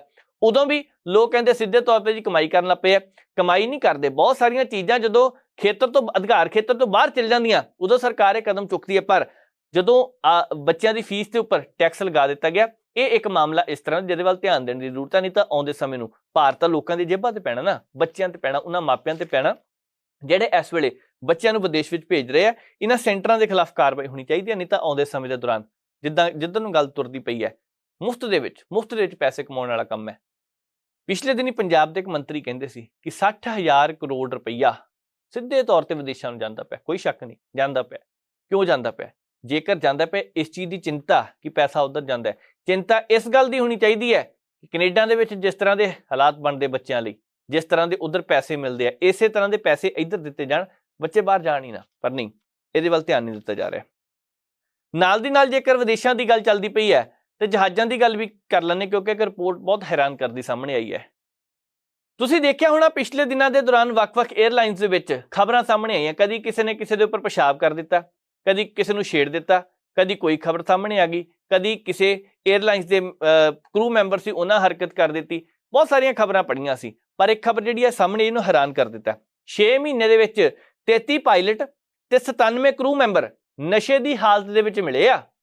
ਹੁਣ ਜਿਹੜੇ ਜਹਾਜ਼ ਚਲਾਉਂਦੇ ਆ, ਅਸੀਂ ਤਾਂ ਇੱਥੇ ਇਸ ਗੱਲ ਨੂੰ ਲੈ ਕੇ ਸਭ ਤੋਂ ਫਿਕਰਮੰਦ ਰਹਿੰਦੇ ਆ ਕਿ ਸ਼ਾਮ ਨੂੰ ਕੋਈ ਬੰਦਾ ਘਰ ਆਉਂਦਾ ਕਿਸੇ ਦਾ ਪਤੀ, ਤਾਂ ਔਰਤ ਗਾਲਾਂ ਕੱਢਦੀ ਹੁੰਦੀ ਉਹਦੀ ਪਤਨੀ, ਕਿ ਨਾਲੇ ਤਾਂ ਗਾਲਾਂ ਵੀ ਕੱਢਣੀਆਂ ਬਾਂਹ ਛੱਡੀਆਂ, ਨਾਲ ਕਹਿਣਾ ਕਿ ਪੀ ਕੇ ਨਾ ਆਇਆ ਕਰ, ਤੈਨੂੰ ਕਿੰਨੀ ਵਾਰ ਕਿਹਾ। ਮੋਟਰਸਾਈਕਲ ਚਲਾਉਂਦੇ ਡਰ ਲੱਗਦਾ, ਗੱਡੀ ਚਲਾਉਂਦੇ ਡਰ ਲੱਗਦਾ। ਇੱਥੇ ਤਾਂ ਪਾਇਲਟ ਇਸ ਤਰ੍ਹਾਂ ਦੇ ਆ ਜਿਹੜੇ ਸ਼ਰਾਬ ਦੀ ਹਾਲਤ ਵਿੱਚ ਮਿਲੇ ਸੀਗੇ, ਤੇ ਉਹਨਾਂ ਦਾ ਕੀ ਕੀਤਾ ਜਾਵੇ? ਸਖਤ ਕਾਰਵਾਈ ਕਰਨ ਦੀ ਜ਼ਰੂਰਤ ਹੈ। ਲੋਕਾਂ ਦੇ ਨਾਲ ਜੋ ਖਿਲਵਾੜ ਹੋ ਰਿਹਾ, ਲੋਕਾਂ ਦੇ ਜਾਨਾਂ ਨਾਲ ਖਿਲਵਾੜ ਹੋ ਰਿਹਾ, ਸ਼ਰਾਬ ਪੀ ਕੇ ਜਹਾਜ਼ ਉਡਾਉਣ ਵਾਲਿਆਂ ਦੇ ਵਿੱਚ 135% ਦਾ ਵਾਧਾ ਹੋਇਆ। ਕੇਸ ਕਿੰਨੇ ਸਾਹਮਣੇ ਆਏ ਹੋਣਗੇ? ਇਹਨਾਂ ਦੇ ਵਿੱਚੋਂ ਪਿਛਲੇ ਦਿਨ ਇਹ ਖਬਰ ਆਈ, 2 ਪਾਇਲਟ ਆਪਸ ਦੇ ਵਿੱਚ ਲੜ ਪਏ, ਦਾਰੂ ਪੀਤੀ ਉਹਨਾਂ ਨੇ, ਉਹ ਕਹਿੰਦਾ ਤੂੰ ਸਾਂਭ ਹੈਂਡਲ ਜਾ ਕੇ, ਉਹ ਕਹਿੰਦਾ ਉਹਨੇ ਆਟੋ ਮੋਡ ਤੇ ਲਾਇਆ ਸੀਗਾ। ਇਸ ਗੱਲ ਨੂੰ ਲੈ ਕੇ ਦੋਨੇ ਆਪਸ ਵਿੱਚ ਬਹਿਸ ਪਏ। ਇਹ ਬਹਿਸ ਉਪਸਾਈ ਆ, ਧਰਤੀ ਤੇ ਤਾਂ ਲੋਕ ਲੜਦੇ ਆ, ਆਸਮਾਨ ਦੇ ਵਿੱਚ ਵੀ ਲੜੀ ਜਾ ਰਹੇ ਨੇ, ਚੰਗੀ ਗੱਲ ਨਹੀਂ, ਨੁਕਸਾਨ ਹੁੰਦਾ ਪਿਆ। ਪਾਇਲਟ ਪਿਛਲੇ ਮਹੀਨੇ ਜੂਨ ਤੱਕ ਕਹਿੰਦੇ ਆ ਕਿ 33 ਤੇ ਕਰੂ ਮੈਂਬਰ 97, ਤੇ ਹੁਣ ਤੱਕ 1 ਮਹੀਨੇ ਦੇ ਵਿੱਚ ਹੀ 22 ਕੇਸ ਵੱਧ ਗਏ ਆ, 54 ਕੇਸ ਕਰੂ ਮੈਂਬਰਾਂ ਦੇ ਵਧੇ ਆ। ਕੁੱਲ ਮਿਲਾ ਕੇ 7,19,263 ਇਸ ਤਰ੍ਹਾਂ ਦੀਆਂ ਫਲਾਈਟਾਂ ਸੀਗੀਆਂ ਤੇ 6,27,832 ਇਸ ਤਰ੍ਹਾਂ ਦੇ ਮੈਂਬਰ ਸੀਗੇ ਜਿਨ੍ਹਾਂ ਦੀਆਂ ਰਿਪੋਰਟਾਂ ਕੋਈ ਨਾ ਕੋਈ ਸਾਹਮਣੇ ਆਈਆਂ। ਥੋੜਾ ਜਿਹਾ ਧਿਆਨ ਦੇਣ ਦੀ ਜ਼ਰੂਰਤ ਹੈ। ਬੀਤੇ ਸਾਲ ਦੇ ਨਾਲੋਂ ਇਸ ਵਾਰ ਜ਼ਿਆਦਾ ਮਾਮਲੇ ਵੱਧਦੇ ਪਏ ਆ, ਤੇ ਇੱਥੇ ਹੁਣ director general of civil aviation ਉਹਨਾਂ ਦੀ ਰਿਪੋਰਟ ਵਿੱਚ ਇਹ ਖੁਲਾਸਾ ਹੋਇਆ, ਤੇ ਰਿਪੋਰਟ ਬਹੁਤ ਹੈਰਾਨ ਕਰਨ ਵਾਲੀ ਹੈ। ਇਸ ਤਰ੍ਹਾਂ ਦੀਆਂ ਰਿਪੋਰਟਾਂ ਹਮੇਸ਼ਾ ਹੀ ਹੈਰਾਨ ਕਰਦੀਆਂ। ਸੋ ਦੇਖਦੇ ਹਾਂ ਆਉਣ ਵਾਲੇ ਦਿਨਾਂ ਦੇ ਦੌਰਾਨ ਕੀ ਕਾਰਵਾਈ ਕੀਤੀ ਜਾਂਦੀ ਹੈ, ਕੀ ਨਹੀਂ, ਪਰ ਇੰਨਾ ਜ਼ਰੂਰ ਮਾਮਲਾ ਗੰਭੀਰ ਹੈ। ਅਸੀਂ ਜਦੋਂ ਇਹ ਖਬਰ ਕਹਿੰਦੇ ਹਾਂ ਕਿ ਉੱਥੋਂ ਦੇ ਕੁਝ ਕੁ ਲੋਕ, ਉਹਨਾਂ ਨੂੰ ਪਰੇਸ਼ਾਨੀ ਇਸ ਕਰਕੇ ਆਉਂਦੀ ਹੈ ਕਿ ਉਹ ਸਟਾਫ ਦੇ ਮੈਂਬਰਾਂ ਤੋਂ ਪਰੇਸ਼ਾਨ ਹੁੰਦੇ ਨੇ ਕਿਸੇ ਵੇਲੇ, ਇਸ ਕਰਕੇ ਕਿ ਸਾਨੂੰ ਸਹੀ ਜਾਣਕਾਰੀ ਦਿੰਦੇ। ਹਾਲਾਂਕਿ ਬਹੁਤ ਵਾਰੀ ਇਹ ਖਬਰਾਂ ਆਈਆਂ ਕਿ ਇਹ ਸਿਰਫ ਦੋਸ਼ ਹੁੰਦੇ ਨੇ, ਐਦਾਂ ਦੀ ਬਹੁਤੀ ਕੋਈ ਗੱਲ ਹੁੰਦੀ ਨਹੀਂ। ਪੀ ਕੇ ਲੋਕ ਹਰਕਤਾਂ ਕਰਦੇ ਆ, ਇਹ ਤਾਂ ਸੁਣੀਆਂ ਸੀ, ਪਰ ਇਸ ਵਾਰ ਉਲਟ ਖਬਰ ਸਾਹਮਣੇ ਆਈ ਹੈ। ਹੈਰਾਨ ਕਰਦਾ ਮਾਮਲਾ ਹੈ। ਅੱਗੇ ਵਧਦੇ ਹਾਂ, ਗੱਲ ਕਰਨੀ ਹੈ ਕੈਨੇਡਾ ਦੀ ਤੇ ਭਾਰਤ ਦੀ। ਅੱਜ ਇੱਕ ਇਸ ਤਰ੍ਹਾਂ ਦੀ ਖਬਰ ਸਾਹਮਣੇ ਆਈ ਹੈ ਜਿਸ ਤੋਂ ਬਾਅਦ ਦੋਹੇ ਦੇਸ਼ਾਂ ਦੇ ਵਿਚਕਾਰ ਖੜਕਦੀ ਨਜ਼ਰ ਆ ਰਹੀ ਹੈ। ਹਾਲਾਂਕਿ ਕੈਨੇਡਾ ਨੇ ਸਖਤ ਪ੍ਰਤੀਕਿਰਿਆ ਦਿੱਤੀ ਹੈ। ਕੈਨੇਡਾ ਦੇ ਪ੍ਰਧਾਨ ਮੰਤਰੀ ਜਸਟਿਨ ਟਰੂਡੋ ਹੋਰਾਂ ਨੇ ਪਾਰਲੀਮੈਂਟ ਦੇ ਵਿੱਚ ਜਿਸ ਹਿਸਾਬ ਦੇ ਨਾਲ ਹਰਦੀਪ ਸਿੰਘ ਨਿੱਜਰ ਹੋਰਾਂ ਨੂੰ ਲੈ ਕੇ ਇੱਕ ਬਿਆਨ ਦਿੱਤਾ, ਤੇ ਉਸ ਤੋਂ ਬਾਅਦ ਤਰਥੱਲੀ ਮਚ ਗਈ। ਹਾਲਾਂਕਿ ਭਾਰਤ ਦੀ ਸਿਆਸਤ ਨੇ ਉਸ ਕੇਸ ਦੇ ਵਿੱਚ ਨਾਲ ਹੀ ਜਵਾਬ ਦੇ ਦਿੱਤਾ, ਕਿਉਂਕਿ ਕੈਨੇਡਾ ਵਾਲੇ ਪਾਸਿਓਂ ਜਦੋਂ ਭਾਰਤ ਦੇ ਡਿਪਲੋਮੈਟ ਸੀ ਉਹਨਾਂ ਨੂੰ ਵਾਪਸ ਭੇਜ ਦਿੱਤਾ ਗਿਆ, ਤੇ ਨਾਲ ਹੀ ਕੁਝ ਕੁ ਘੰਟਿਆਂ ਬਾਅਦ ਭਾਰਤ ਦੀ ਪ੍ਰਤੀਕਿਰਿਆ ਸਾਹਮਣੇ ਆਉਂਦੀ ਹੈ। ਇਹਨਾਂ ਨੇ ਵੀ ਕੈਨੇਡਾ ਦੇ ਜਿਹੜਾ ਡਿਪਲੋਮੈਟ ਸੀ ਉਹਨੂੰ ਤਲਬ ਕਰ ਲਿਆ, ਤੇ ਬਾਅਦ ਦੇ ਵਿੱਚ ਕੁਝ ਸਮੇਂ ਬਾਅਦ ਖਬਰ ਆਉਂਦੀ ਹੈ ਕਿ 4 ਦਿਨ ਦੇ ਵਿੱਚ ਦੇਸ਼ ਛੱਡਣ ਲਈ ਕਹਿ ਦਿੱਤਾ ਗਿਆ। ਪਰ ਇਹ ਵਿਵਾਦ ਜਿਸ ਹਿਸਾਬ ਦੇ ਨਾਲ ਅੱਗੇ ਵੱਲ ਵੱਧਦਾ ਜਾ ਰਿਹਾ ਹੈ, ਬਹੁਤ ਸਾਰੇ ਲੋਕ ਵੱਖ-ਵੱਖ ਨਜ਼ਰੀਏ ਦੇ ਨਾਲ ਦੇਖ ਰਹੇ ਨੇ। ਕੈਨੇਡਾ ਦੇ ਵਿੱਚ, ਯੂਕੇ ਦੇ ਵਿੱਚ, ਆਸਟ੍ਰੇਲੀਆ ਦੇ ਵਿੱਚ ਪਿਛਲੇ ਦਿਨੀ ਕੁਝ ਇਸ ਤਰ੍ਹਾਂ ਦੀਆਂ ਘਟਨਾਵਾਂ ਵਾਪਰੀਆਂ ਜਿਹਦਾ ਭਾਰਤ ਨੇ ਵਿਰੋਧ ਕੀਤਾ। ਅੰਤਰਰਾਸ਼ਟਰੀ ਪੱਧਰ ਤੇ ਰੌਲਾ ਇੰਨਾ ਕੁ ਪੈ ਗਿਆ ਕਿ ਇੱਕ ਵਿਸ਼ੇਸ਼ ਜਥੇਬੰਦੀ ਜਿਹਨੂੰ ਭਾਰਤ ਵਿੱਚ ਬੰਦ ਕੀਤਾ ਗਿਆ, ਬੈਨ ਕੀਤਾ ਗਿਆ, ਹੁਣ ਉੱਥੇ ਬਹੁਤ ਸਾਰੇ ਪੰਜਾਬੀਆਂ ਦੇ ਉੱਪਰ ਪੰਜਾਬੀਆਂ ਨੂੰ ਲੈ ਕੇ ਗੱਲ ਕਹੀ ਗਈ ਕਿ ਨਾਲ ਜੁੜਦੇ ਪਏ ਨੇ। ਹਾਲਾਂਕਿ ਕੀ ਸੱਚ ਹੈ ਕੀ ਨਹੀਂ ਇਹ ਕਿਹਾ ਨਹੀਂ ਜਾ ਸਕਦਾ। ਇੱਕ ਰੈਫਰੈਂਡਮ ਲਿਆਉਣ ਦੀ ਤਿਆਰੀ ਕੀਤੀ ਜਾ ਰਹੀ ਹੈ ਹੋਰ ਵੀ, ਪਰ ਮਸਲਾ ਇਹ ਹੈ, ਇਹ ਤਾਂ ਸਰਕਾਰਾਂ ਦਾ ਕੰਮ ਹੈ ਕਿ ਸਰਕਾਰ ਤੈਅ ਕਰੇਗੀ ਕਿ ਆਉਣ ਵਾਲੇ ਸਮੇਂ 'ਚ ਫੈਸਲਾ ਲੈਣਾ ਕਿ ਨਹੀਂ। ਪਰ ਅਸੀਂ ਦੂਸਰੇ ਪਾਸਿਓਂ ਜੇਕਰ ਗੱਲ ਕਰੀਏ ਕਿ ਜਿਹੜਾ ਮਾਮਲਾ ਹੁਣ ਵੱਧਦਾ ਜਾ ਰਿਹਾ ਹੈ, ਦੋਹਾਂ ਦੇਸ਼ਾਂ ਦੇ ਵਿਚਕਾਰ ਜੇਕਰ ਸਬੰਧਾਂ 'ਚ ਖੜੋਤ ਆ ਗਈ ਤਾਂ ਸਭ ਤੋਂ ਵੱਡਾ ਨੁਕਸਾਨ ਕਿਹਨੂੰ ਹੋਣਾ? 2.6% 2.6% ਪੰਜਾਬੀ ਰਹਿੰਦੇ ਉੱਥੇ। ਹੁਣ ਉਹਨਾਂ ਦਾ ਸਿੱਧੇ ਤੌਰ ਤੇ ਵਪਾਰ ਤੇ ਅਸਰ ਪੈ ਸਕਦਾ, ਸਿੱਧੇ ਤੌਰ ਤੇ ਬਹੁਤ ਸਾਰੇ ਵਿਦਿਆਰਥੀ ਜਿਹੜੇ ਉੱਥੇ ਪੜ੍ਹਨ ਗਏ ਆ ਉਹਨਾਂ ਤੇ ਅਸਰ ਪੈ ਸਕਦਾ, ਪੰਜਾਬੀ ਨੌਕਰੀ ਪੇਸ਼ੇ ਵਾਲੇ ਬਿਜ਼ਨਸ ਤੇ ਅਸਰ ਸਿੱਧੇ ਤੌਰ ਤੇ ਪੈਂਦਾ ਦਿਖਾਈ ਦੇ ਰਿਹਾ। ਨਾਲ ਦੀ ਨਾਲ ਕਿਸਾਨ ਵੀ ਤਾਂ ਪ੍ਰਭਾਵਿਤ ਹੋ ਸਕਦੇ ਨੇ। ਇਹ ਕਿਆਸ ਰਾਈਆਂ ਲੱਗਣੀਆਂ ਸ਼ੁਰੂ ਹੋ ਚੁੱਕੀਆਂ ਨੇ। ਅਚਾਨਕ ਇਸ ਤਰ੍ਹਾਂ ਦੀ ਗੱਲ ਕਹਿਣੀ, ਉਹ ਵੀ G20, ਜਦੋਂ ਭਾਰਤ ਦੇ ਵਿੱਚ G20 ਦੇਸ਼ਾਂ ਦੀ ਮੀਟਿੰਗ ਹੁੰਦੀ ਹੈ, ਉਹਦੇ ਵਿੱਚ ਸਾਰੇ ਦੇਸ਼ਾਂ ਦੇ ਪ੍ਰਧਾਨ ਮੰਤਰੀ, ਕਈ ਦੇਸ਼ਾਂ ਦੇ ਪ੍ਰਧਾਨ ਮੰਤਰੀ, ਉਹ 'ਚ ਜਸਟਿਨ ਟਰੂਡੋ ਵੀ ਭਾਰਤ ਆਉਂਦੇ ਆ। ਹਾਲਾਂਕਿ ਜਹਾਜ਼ ਖਰਾਬ ਹੋਣ ਕਰਕੇ 2 ਦਿਨ ਦੀ ਦੇਰੀ ਤੋਂ ਬਾਅਦ ਕੈਨੇਡਾ ਪਹੁੰਚਦੇ ਨੇ। ਇੱਥੇ ਸਤਿਕਾਰ ਵੀ ਮਿਲਿਆ, ਪਰ ਵੱਖਰੇ ਤਰ੍ਹਾਂ ਦੀਆਂ ਗੱਲਾਂ ਵੱਖ-ਵੱਖ ਮੀਡੀਆ ਦੇ ਵਿੱਚ ਜੋ ਫਲਾਈਆਂ ਜਾ ਰਹੀਆਂ ਸੀ, ਸ਼ਾਇਦ ਉਹਦੇ ਕਰਕੇ ਤਾਂ ਨਹੀਂ ਗਏ। ਕੋਈ ਕਹਿੰਦਾ ਜੀ ਆਦਰ ਮਾਣ ਦੀ ਗੱਲ ਸੀ, ਆਦਰ ਸਤਿਕਾਰ ਉਹਨਾਂ ਨਹੀਂ ਮਿਲਿਆ। ਹਾਲਾਂਕਿ ਇਹ ਗੱਲਾਂ ਅਧਿਕਾਰਿਕ ਤੌਰ ਤੇ ਬਿਲਕੁਲ ਵੀ ਸਹੀ ਨਹੀਂ ਗਈਆਂ। ਜੇ ਹੈਗੀਆਂ ਤੇ ਕਿੱਥੇ ਗੜਬੜੀ ਲੱਗੀ ਉਹ ਵੀ ਸਾਹਮਣੇ ਆਉਣੀ ਚਾਹੀਦੀ ਹੈ। ਪਰ ਕੀ ਕਾਰਨ ਬਣਿਆ? ਅਚਾਨਕ 3 ਜਾਂ 4 ਦਿਨ ਦੇ ਬਾਅਦ ਕੈਨੇਡਾ ਦੇ ਪ੍ਰਧਾਨ ਮੰਤਰੀ ਜਸਟਿਨ ਟਰੂਡੋ ਉਹਨਾਂ ਨੇ ਇਹ ਬਿਆਨ ਦੇ ਦਿੱਤਾ। ਹੁਣ ਭਾਰਤ ਸਰਕਾਰ ਦੀ ਆਲੋਚਨਾ ਕੀਤੀ, ਰੱਜ ਕੇ ਆਲੋਚਨਾ ਕੀਤੀ ਹੈ। ਭਾਰਤ ਸਰਕਾਰ ਨੇ ਉਸੇ ਵੇਲੇ ਗੰਭੀਰਤਾ ਨਾਲ ਇਸ ਗੱਲ ਨੂੰ ਲਿਆ, ਕਿਉਂਕਿ ਅੰਤਰਰਾਸ਼ਟਰੀ ਪੱਧਰ ਤੇ ਇਹ ਦੋ ਹੀ ਦੇਸ਼ ਨਹੀਂ, ਅਮਰੀਕਾ ਦਾ ਵੀ ਵਿੱਚ ਬਿਆਨ ਆ ਗਿਆ। ਅਮਰੀਕਾ ਨੇ ਵੀ ਇਹ ਗੱਲ ਕਹੀ ਹੈ ਕਿ ਸਾਨੂੰ ਵੀ ਇਸ ਬਿਆਨ ਨੂੰ ਲੈ ਕੇ ਚਿੰਤਾ। ਹੁਣ ਇਹ ਬਿਆਨ ਕਿਉਂ ਦਿੱਤਾ ਗਿਆ? ਸਵਾਲ ਤਾਂ ਸਭ ਤੋਂ ਵੱਡਾ ਇਹੀ ਹੈ, ਕੀ ਕਾਰਨ ਸੀਗਾ?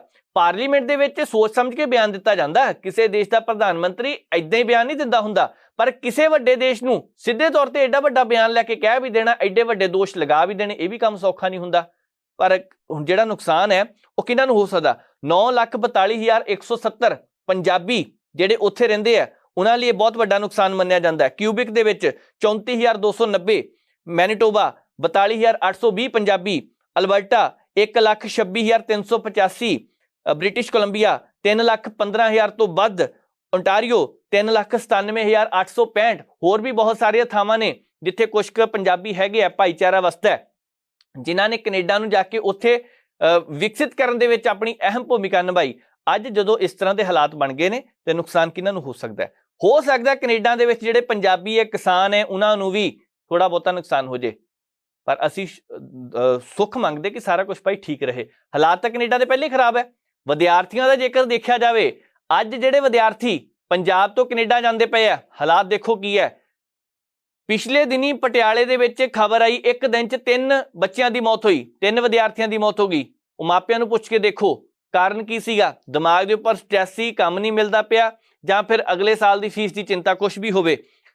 ਇੱਕ ਗੱਲ ਹੋਰ ਹੈ, ਇੱਥੇ ਪਿਛਲੇ ਦਿਨੀ ਬਹੁਤ ਸਾਰੀਆਂ ਖਬਰਾਂ ਸਾਹਮਣੇ ਆਈਆਂ। ਕੈਨੇਡਾ ਦੇ ਆਰਥਿਕ ਮਾਹਰਾਂ ਨੇ ਕਿਹਾ ਕਿ ਸੰਸਾਰ ਆਰਥਿਕ ਮੰਦੀ ਦੇ ਚੱਲਦੇ ਹੋਏ, ਭਾਵੇਂ ਕੈਨੇਡਾ ਦੇ ਪ੍ਰਧਾਨ ਮੰਤਰੀ ਜਸਟਿਨ ਟਰੂਡੋ ਨੇ ਮੰਦੀ ਨੂੰ ਰੋਕਣ ਲਈ ਆਰਥਿਕ ਵਿਕਾਸ ਨੂੰ ਤੇਜ਼ ਕਰਨ ਦੀ ਗੱਲ ਕਹੀ ਸੀ, ਪਰ ਨਾਲ ਦੀ ਨਾਲ ਇਮੀਗ੍ਰੇਸ਼ਨ ਨੂੰ ਵਧਾ ਕੇ ਤੇਜ਼ ਕੀਤਾ ਸੀ ਤਾਂ ਕਿ ਕਿਰਤ ਮੰਡੀ ਅੰਦਰ ਪੈਦਾ ਹੋਏ ਫੈਲਾਅ ਨੂੰ ਭਰਿਆ ਜਾ ਸਕੇ।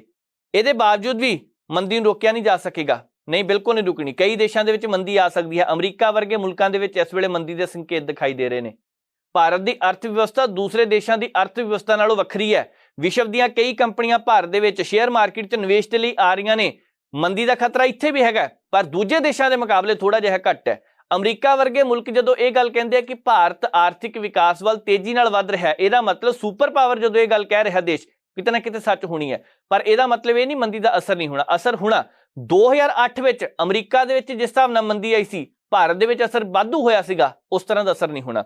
ਪਰ ਦੂਸਰੇ ਪਾਸੇ ਆਉਣ ਵਾਲੇ ਪ੍ਰਵਾਸੀਆਂ, ਰਿਫਿਊਜੀਆਂ, ਰਿਸ਼ਤੇਦਾਰਾਂ ਤੇ ਪ੍ਰਵਾਸੀ ਕੌਮਾਂਤਰੀ ਬੱਚਿਆਂ ਵੱਲੋਂ ਆਰਥਿਕਤਾ ਦੇ ਵਿੱਚ ਵੱਡਾ ਯੋਗਦਾਨ ਇਨੀ ਪਾਇਆ, ਪਹਿਲਾਂ ਵੀ ਹੁਣ ਵੀ ਪਾਉਂਦੇ ਰਹਿਣਗੇ। ਸਮਾਜਿਕ ਲੋੜਾਂ, ਮਕਾਨ, ਜਿਉਣ ਦੇ ਲਈ ਲੋੜੀਂਦੀਆਂ ਸਹੂਲਤਾਂ। ਬਹੁਤ ਸਾਰੇ ਸਮਾਂ ਪਹਿਲਾਂ ਇਹ ਖਬਰ ਆਈ ਸੀ ਕਿ ਜਿਹੜੀਆਂ ਬੇਸਮੈਂਟ ਨੇ ਉਹਨਾਂ ਦੇ ਕਿਰਾਏ ਵੱਧ ਗਏ ਨੇ। ਜਿੱਥੇ $500 ਸੀ ਉਦਾਹਰਨ ਦੇ ਲਈ, ਉੱਥੇ $800, $900 ਤੋਂ ਲੈ ਕੇ $1000 ਤੱਕ ਬੱਚਿਆਂ ਨੂੰ ਤਾਰਨਾ ਪੈ ਰਿਹਾ ਹੈ। ਹੁਣ ਇਹਦਾ ਮਤਲਬ ਕੀ ਸੀਗਾ? ਇਹਦਾ ਮਤਲਬ ਮਹਿੰਗਾਈ ਵੱਧਦੀ ਜਾ ਰਹੀ ਹੈ, ਆਟੇ ਦੀਆਂ ਕੀਮਤਾਂ ਵਧੀਆਂ ਨੇ। ਭਾਰਤ ਦੇ ਵਿੱਚ ਅਸੀਂ ਗੱਲ ਕਰਦੇ ਸੀ 27% ਦੀ ਕੀਮਤਾਂ 3 ਕੁ ਮਹੀਨੇ ਦੇ ਵਿੱਚ ਹੀ ਵੱਧ ਗਈਆਂ। ਉੱਥੇ ਵੀ ਇਸੇ ਤਰ੍ਹਾਂ ਆਟੇ ਦੀਆਂ ਕੀਮਤਾਂ ਤੇਜ਼ੀ ਨਾਲ ਵਧੀਆਂ, ਖਾਣ ਪੀਣ ਦੀਆਂ ਵਸਤੂਆਂ ਤੇਜ਼ੀ ਨਾਲ ਵਧੀਆਂ ਜਾ ਰਹੀਆਂ ਨੇ।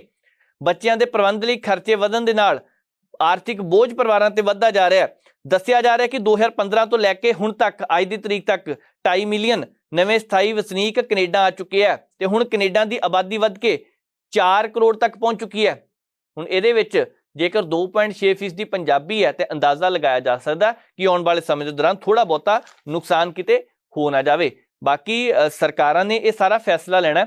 ਗੱਲ ਤਾਂ ਇੱਥੋਂ ਤੱਕ ਵੀ ਪਹੁੰਚ ਗਿਆ, ਕਹਿੰਦੇ ਵਿਦਿਆਰਥੀਆਂ ਨੂੰ ਕਿਤੇ ਡਿਪੋਰਟ ਨਾ ਕਰ ਦਿੱਤਾ ਜਾਵੇ। ਨਹੀਂ, ਇੰਨਾ ਸੌਖਾ ਨਹੀਂ ਕੰਮ ਇਹ ਹੁੰਦਾ। ਹਾਂ, ਵਿਦਿਆਰਥੀਆਂ ਨੂੰ ਥੋੜਾ ਜਿਹਾ ਔਖਾ ਸਮਾਂ ਹੋਰ ਦੇਖਣਾ ਪੈ ਸਕਦਾ ਜੇਕਰ ਇਸੇ ਤਰ੍ਹਾਂ ਹਾਲਾਤ ਰਹੇ। ਵੈਸੇ ਸਰਕਾਰਾਂ ਹੈ ਸਮੇਂ-ਸਮੇਂ ਤੇ ਕਈ ਦੇਸ਼ਾਂ ਦੇ ਵਿੱਚ ਇਸ ਤਰ੍ਹਾਂ ਦੇ ਸਬੰਧ ਬਣ ਜਾਂਦੇ ਆ, ਪਰ ਇਹ ਟੇਬਲ ਟਾਕ ਦੇ ਮਸਲੇ ਹੁੰਦੇ ਨੇ। ਟੇਬਲਾਂ ਤੇ ਬਹਿ ਕੇ ਮਸਲੇ ਹੱਲ ਕੀਤੇ ਜਾਂਦੇ ਆ।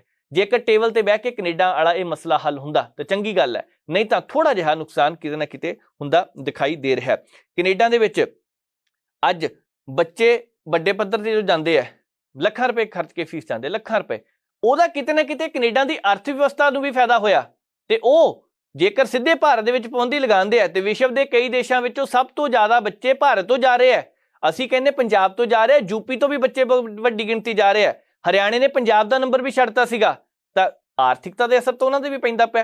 ਕੈਨੇਡਾ ਲਈ ਵੀ ਇਹ ਫੈਸਲਾ ਗਲਤ ਹੋ ਸਕਦਾ ਹੈ ਆਉਣ ਵਾਲੇ ਸਮੇਂ ਜੇਕਰ ਇਸ ਤਰ੍ਹਾਂ ਫੈਸਲਾ ਲੈਂਦੇ ਆ, ਪਰ ਇੰਤਜ਼ਾਰ ਕਰਾਂਗੇ ਕਿ ਫੈਸਲਾ ਕਿੱਧਰ ਨੂੰ ਜਾਂਦਾ ਹੈ। ਪਰ ਇੰਨਾ ਜ਼ਰੂਰ ਹੈ ਇਸ ਵੇਲੇ ਥੋੜੀ ਜਿਹੀ ਸਮੱਸਿਆ ਦੇ ਵਿੱਚੋਂ ਦੇਸ਼ ਗੁਜ਼ਰਦੇ ਹੋਏ ਦਿਖਾਈ ਦੇ ਰਹੇ ਨੇ, ਜਿਸ ਹਿਸਾਬ ਨਾਲ ਸਿੱਧੇ ਤੌਰ ਤੇ ਅੱਜ ਭਾਰਤ ਤੇ ਇਹ ਜਿਹੜੇ ਦੋਸ਼ ਲੱਗੇ ਆ, ਇਹ ਆਉਣ ਵਾਲੇ ਦਿਨਾਂ ਦੌਰਾਨ ਸਰਕਾਰਾਂ ਕੀ ਫੈਸਲਾ ਲੈਂਦੀਆਂ ਨੇ, ਕੀ ਟੇਬਲ ਟਾਕ ਹੁੰਦੀ ਹੈ, ਇਹ ਇੰਤਜ਼ਾਰ ਕੀਤਾ ਜਾਵੇਗਾ।